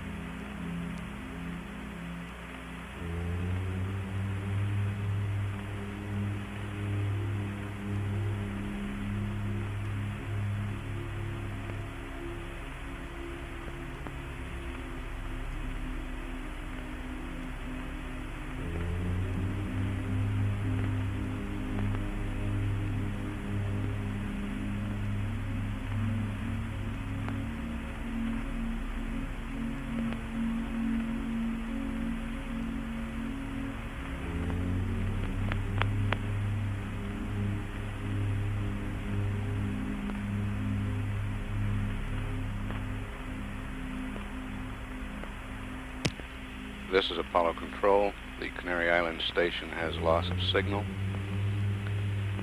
We're 37 minutes, 22 seconds away from the translunar injection burn of the third stage of the Saturn V, the S4B stage. TLI planned for 2 hours, 33 minutes, 25 seconds. At that time, the engine will burn for a duration of 5 minutes, 43 seconds to place Apollo 10 on the way to the moon. Delta V added to the present velocity of 10,438 feet per second. The present orbital parameters, 107 by 104 nautical miles. The ground controllers do feel that the primary evaporator has dried out. However, we will not reservice the evaporator until after the translunar injection burn. The crew reports that the cabin is comfortable. Got a window report. Tom Stafford reporting the window's clear. One thin white streak on Gene Cern's window, which is no problem. The next station to acquire will be Carnarvon at 2 hours, 25 minutes. This is Mission Control, Houston.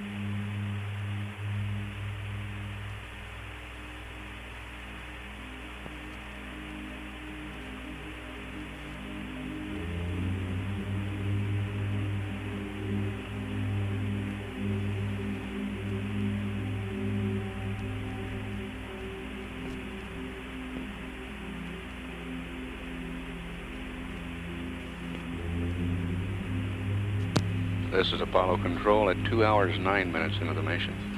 Tananarive has acquired Apollo 10. We'll stand by.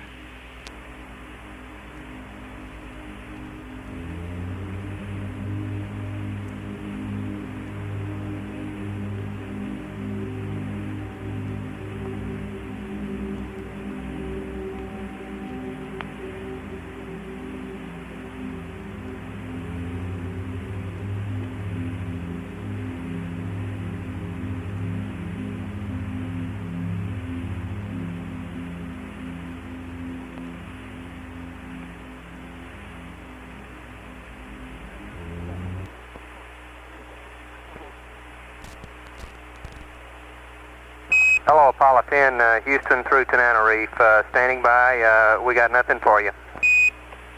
Okay, Houston, we have our fires armed and we're all set for Propellant.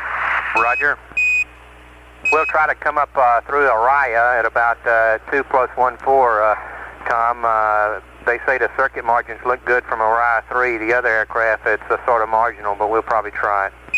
Araya at 2+14. Roger.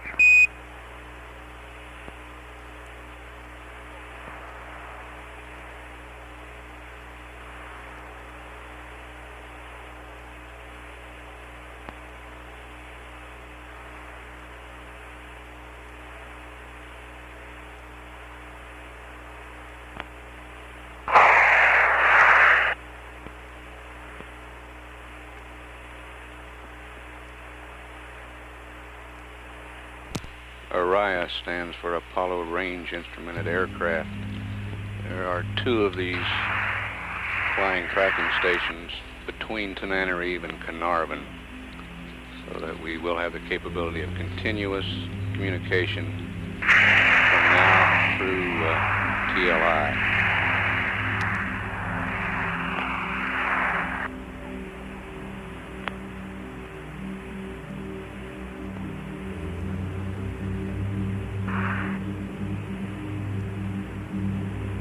We're 22 minutes away from translunar injection.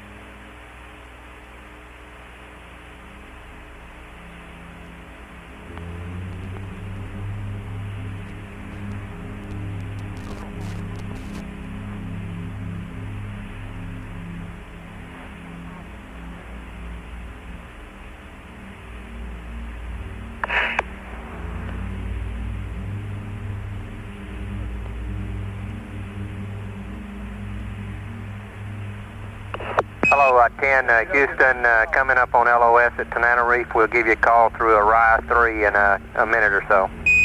Roger, we're all squared away for the phone. Right, Tom.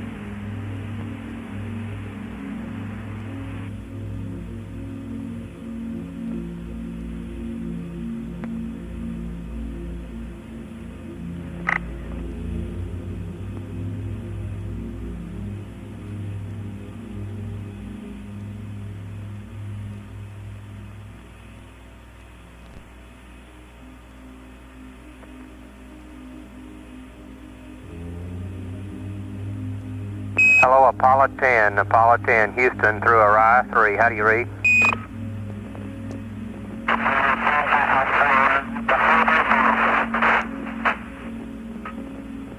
Raj, you're there, 10, but unreadable.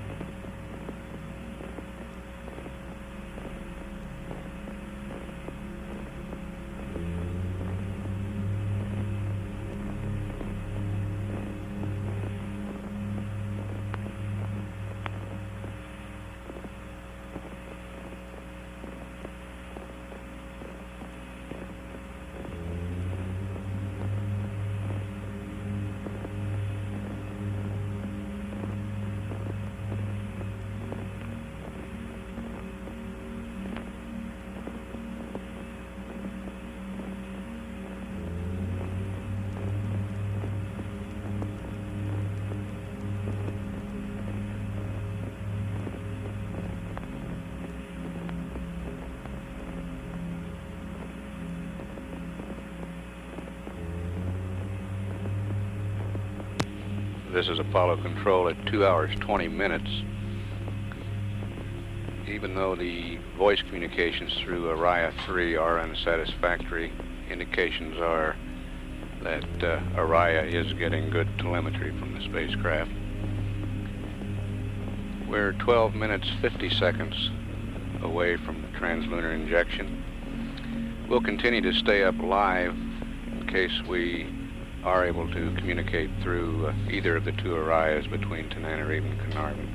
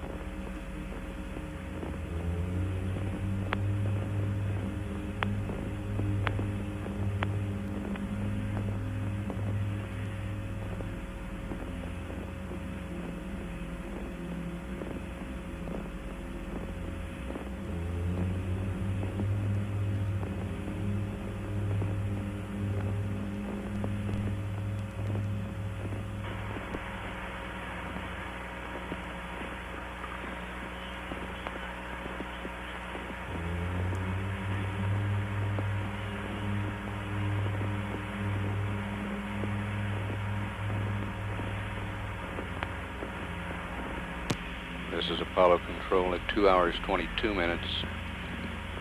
The total velocity that Apollo 10 will be shooting for in this third stage burn for translunar injection is 35,594.8 feet per second. The GET time of ignition, 2 hours 33 minutes 25 seconds. GET time of engine cutoff, 2 hours 39 minutes 9 seconds.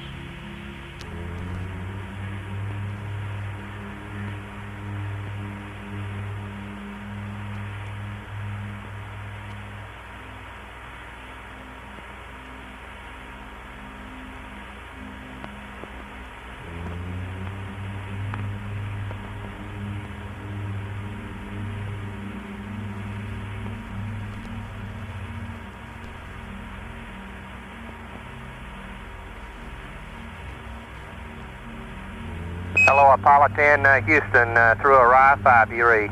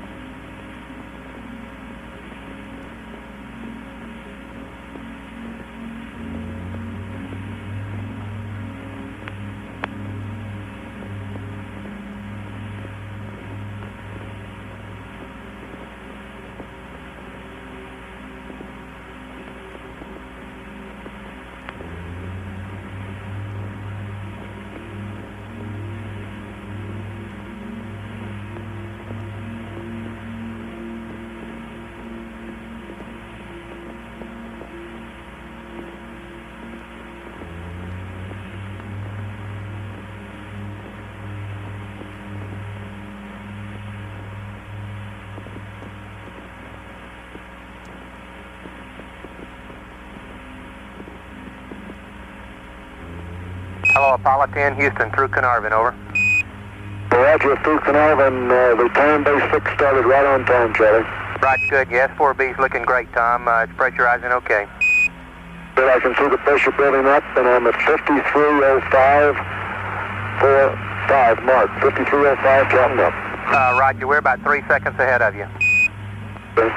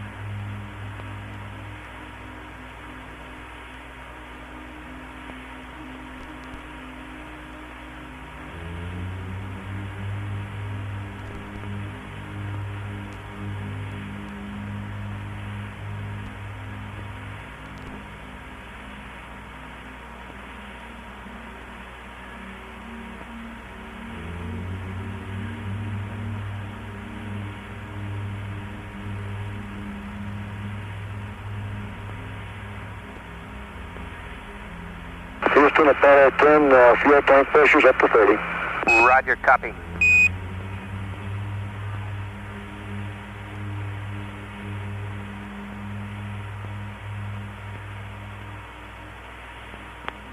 Those tank pressures are in reference to the S4B. Time base 6 is a program in the instrument unit of the S4B which programs it for the translunar injection.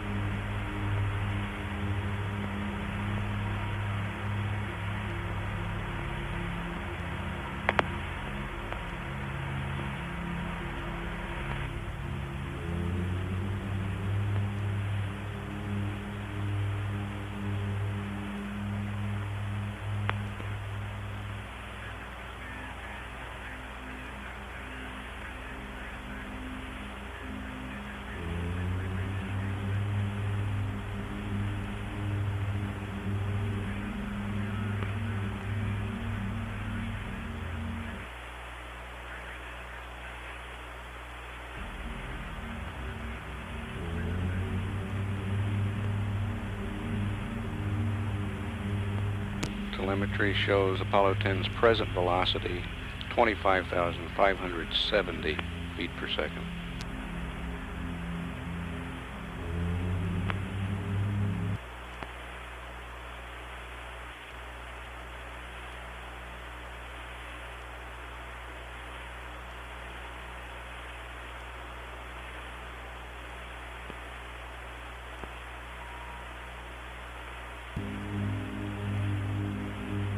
Present altitude 105 nautical miles.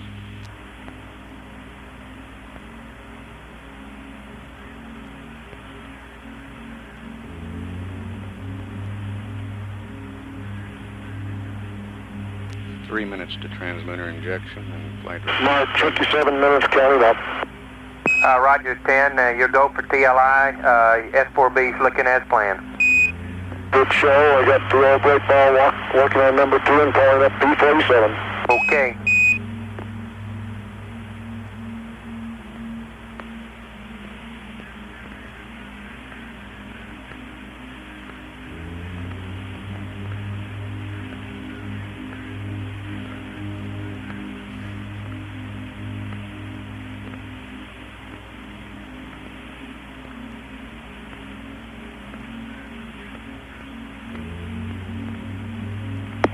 Go.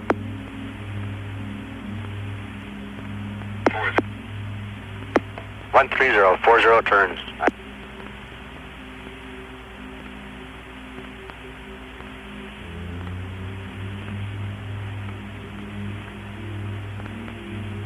TVC servo power on.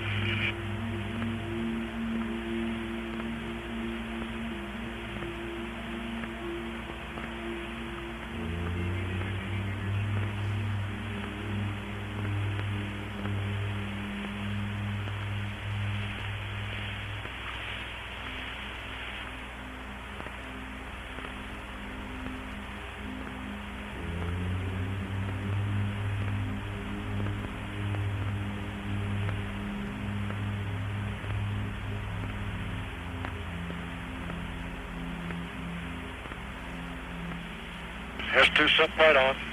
Roger. Bridge go. Very well.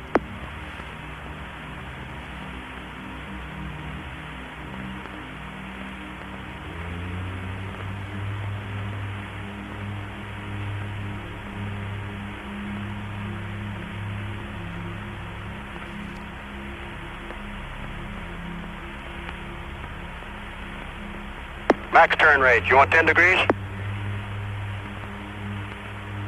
Exceed 10 degrees, very well.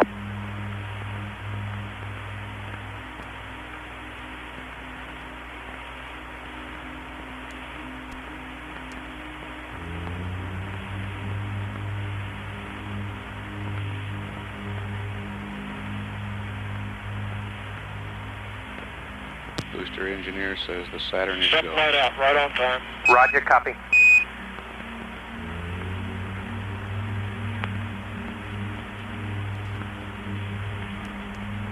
Fuel lead must start. We're getting acceleration. Roger.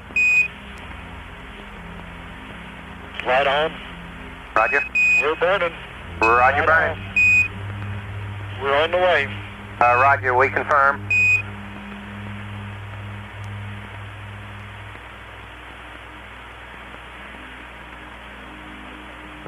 Houston, your S4B looks good. Roger. And the guidance looks good. Roger.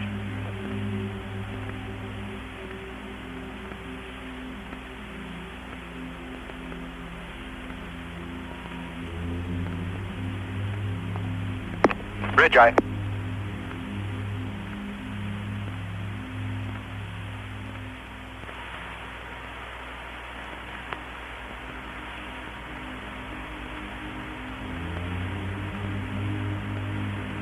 26,400 feet per second velocity now.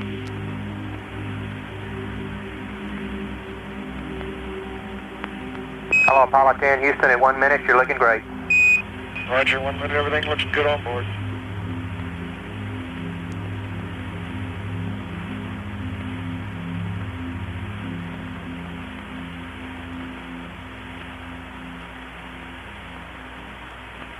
Starting to pick up the yaw just as programmed. Roger.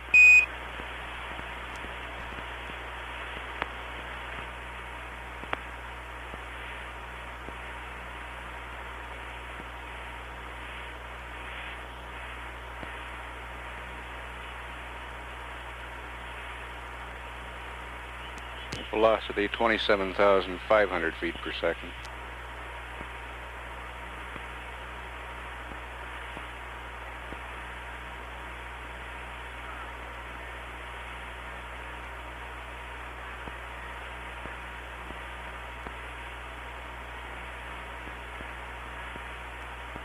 In 2 minutes, you're looking great.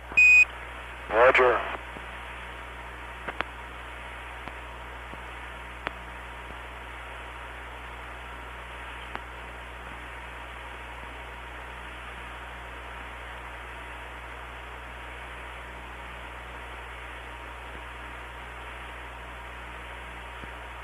What a way to watch a sunrise. Roger.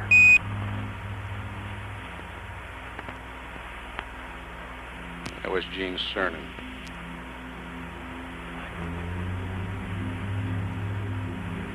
— 29,000 feet per second. 3/4 of a G. Roger, copy, Tom. Tom Stafford reporting 3/4 of 1 G.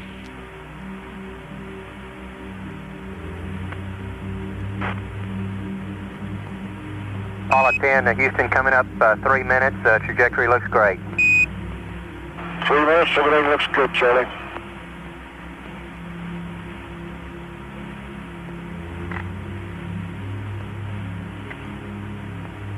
Apollo 10, Houston, we got a predicted cutoff 2 plus 39 plus 10. 2 plus 39 plus 10.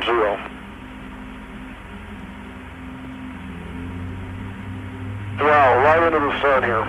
Roger.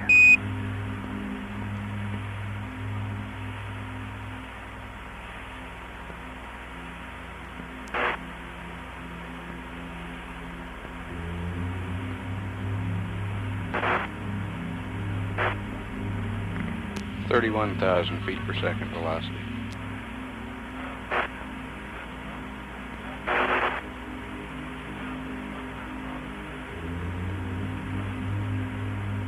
Present altitude And Apollo 10, 123 Houston, at miles. 4 minutes, everybody saying go. The S4B's looking great.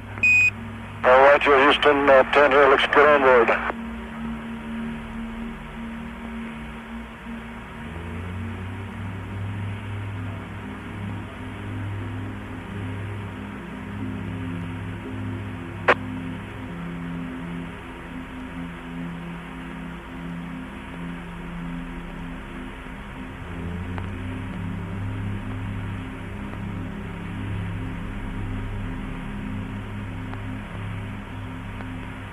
Okay, we're getting a motor house frequency. Say again? We're getting some small... Understand the small yaw oscillations, 10? Negative, high frequency vibrations. I saw.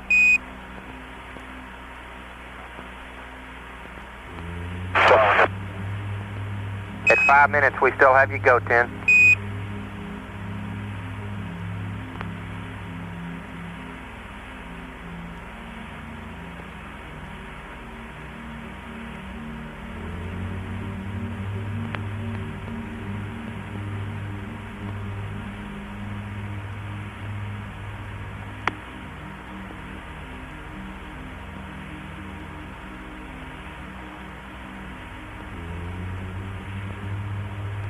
Uh, 10, Houston in the blind, at cutoff, up telemetry IU to accept.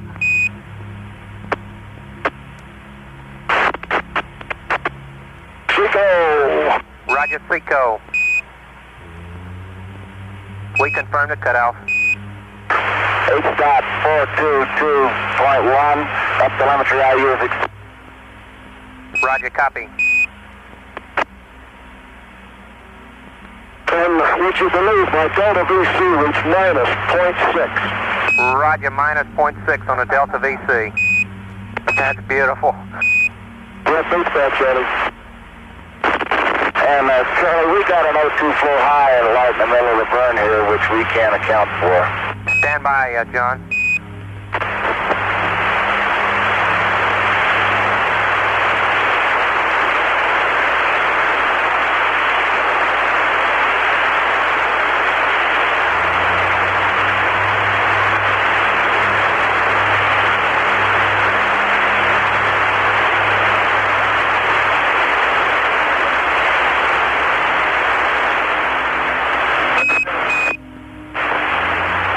Apollo 10, Houston in the blind, have LOS at Redstone 2+41, C over Hawaii 2+44. Roger, troubleshooting that thing, I went to auto 2 on the soup circuit water accumulator. That's the only thing I could think of. It was right at 10 minutes when it happened. Roger, we think that cabin pressure regs kicked in there for that O2 flow, John. It just went out and the flow's starting to drop now, Charlie. Looks like we're in good shape. Okay, fine. You're beginning to fade out. We think we'll be losing you through the Redstone here in about 30 seconds. Hawaii at 2+44.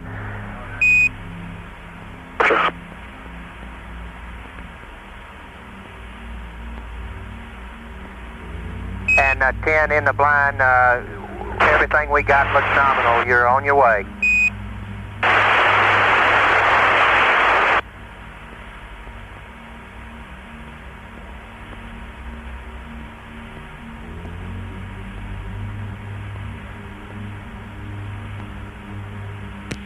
This is Apollo Control, 2 hours, 41 minutes into the mission.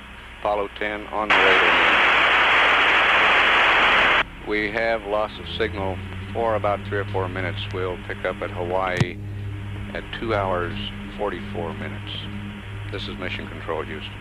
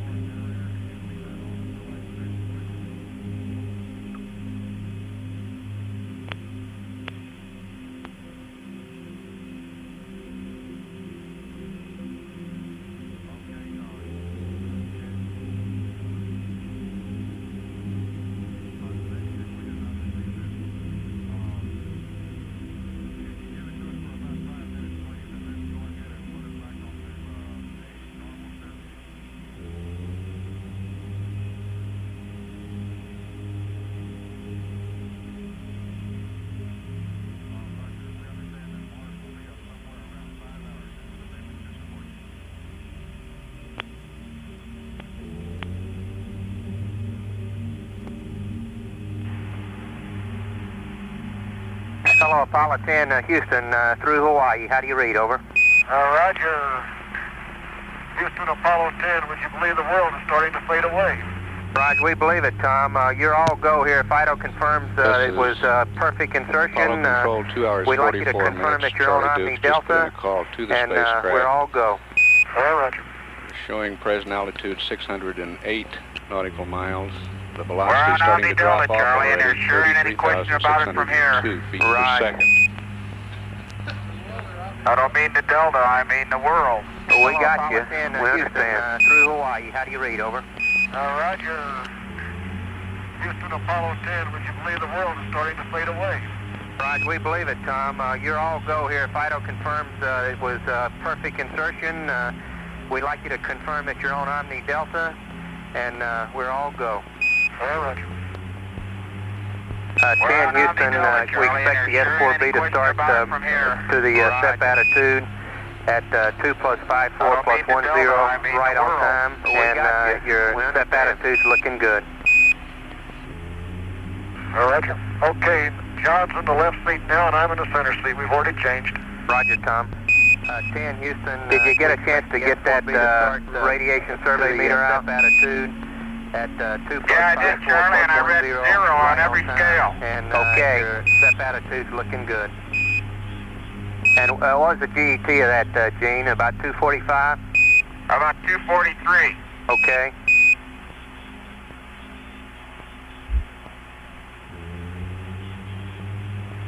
Roger. Okay, John's in the left seat now, and I'm in the center seat. We've already changed. Roger, Tom. Did you get a chance to get that radiation survey meter out? Yeah, I did, Charlie, and I read 0 on every scale. Okay. And what was the GET of that, Gene? About 245? About 243. Okay.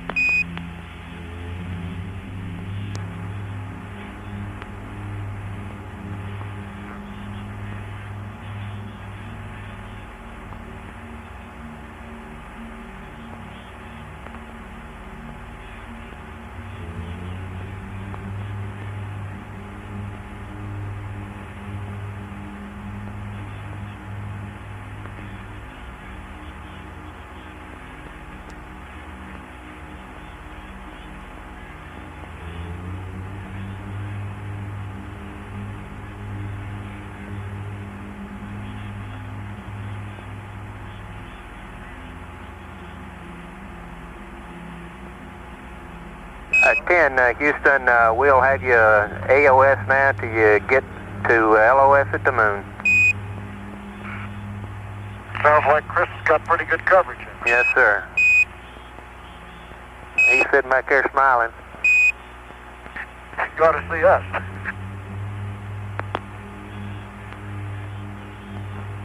Chris says ain't no backing out now. That's for sure. You can play our favorite song, Charlie. The one about fly me someplace or somewhere. Right. That's up to you.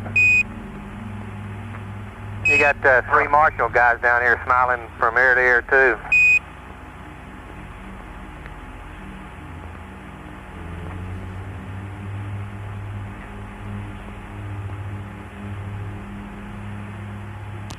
The Marshall guys Charlie Duke refers to are the booster systems engineers on the console and what they refer to as the trench.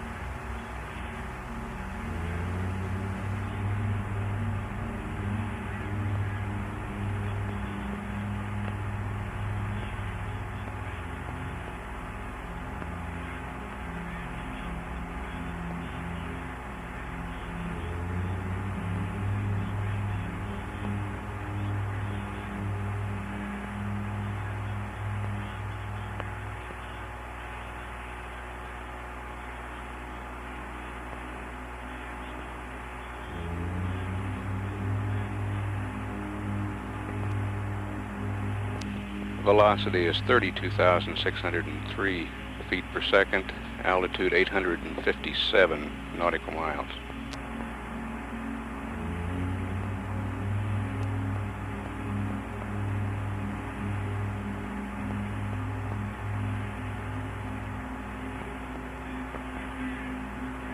Apollo 10, Houston, we'd like you to do a verb 66 to get the state vector into the right position, and if you got time, comment on the ordeal tracking there for that backup TLI. Okay, the inertial track was just right on what the nominal was, and the ordeal was looking just what it should be. Right, Tom.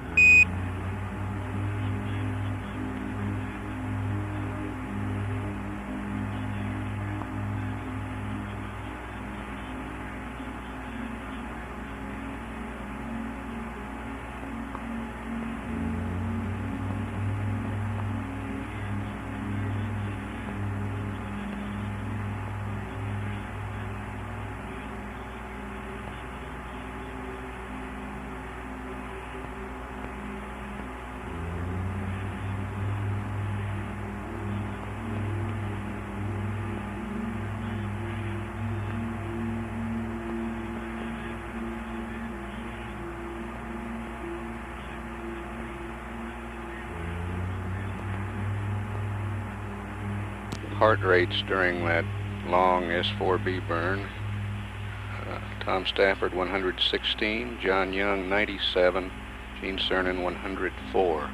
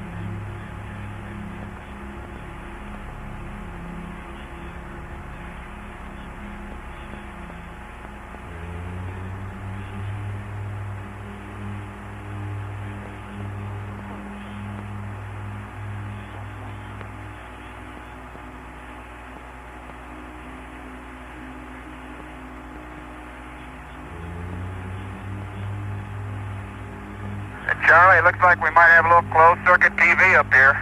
Okay, how's it looking, Gene? I can't really tell too much, but at least it works closed-circuit. Okay, fine. Goldstone's all configured. We'll be standing by.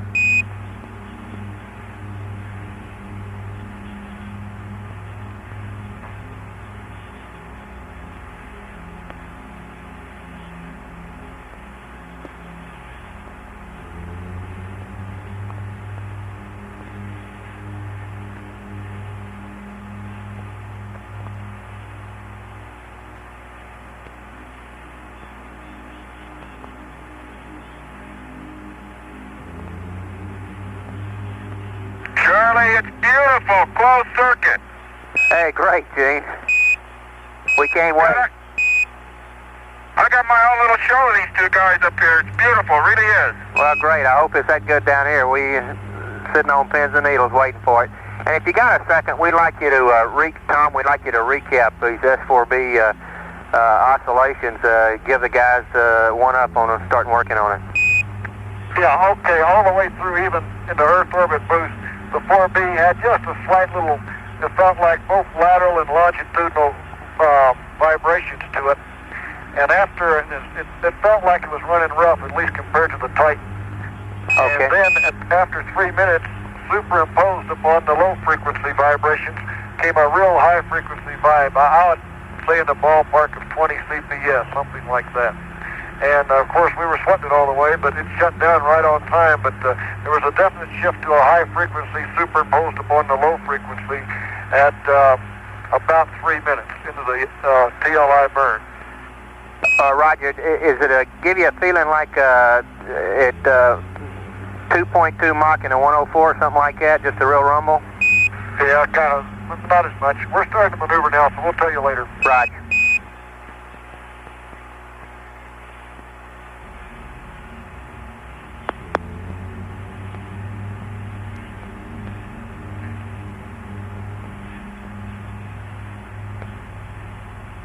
S4B is maneuvering to Okay, separation cabin attitude. pressure pump to 5-7, direct 02 coming off. Roger.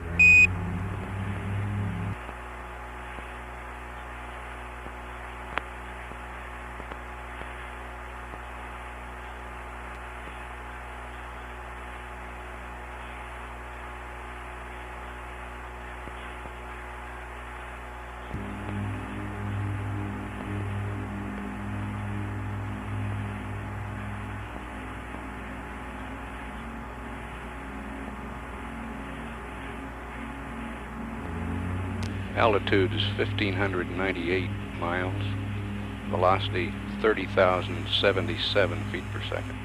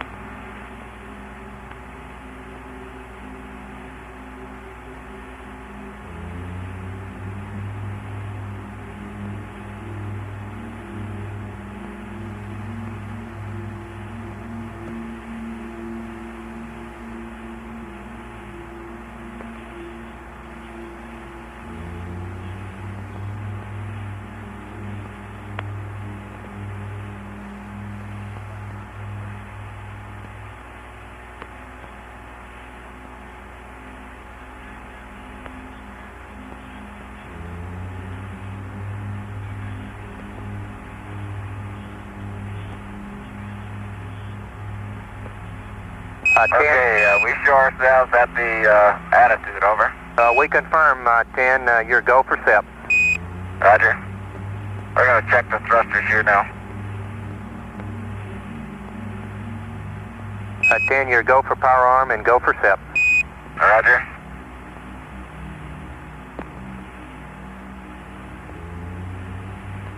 That's John Young. He will do the docking to the LEM.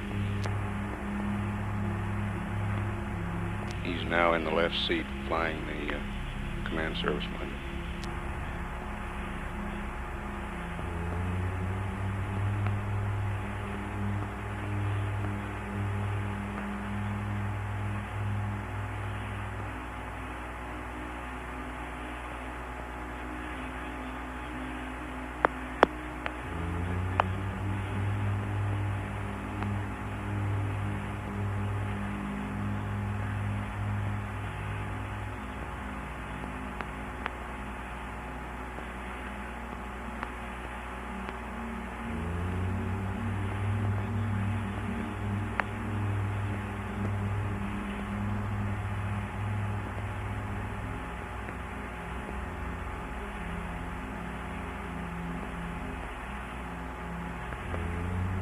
Minute and a half away from separation. The command and service modules will separate from the S4B, fly out about Try.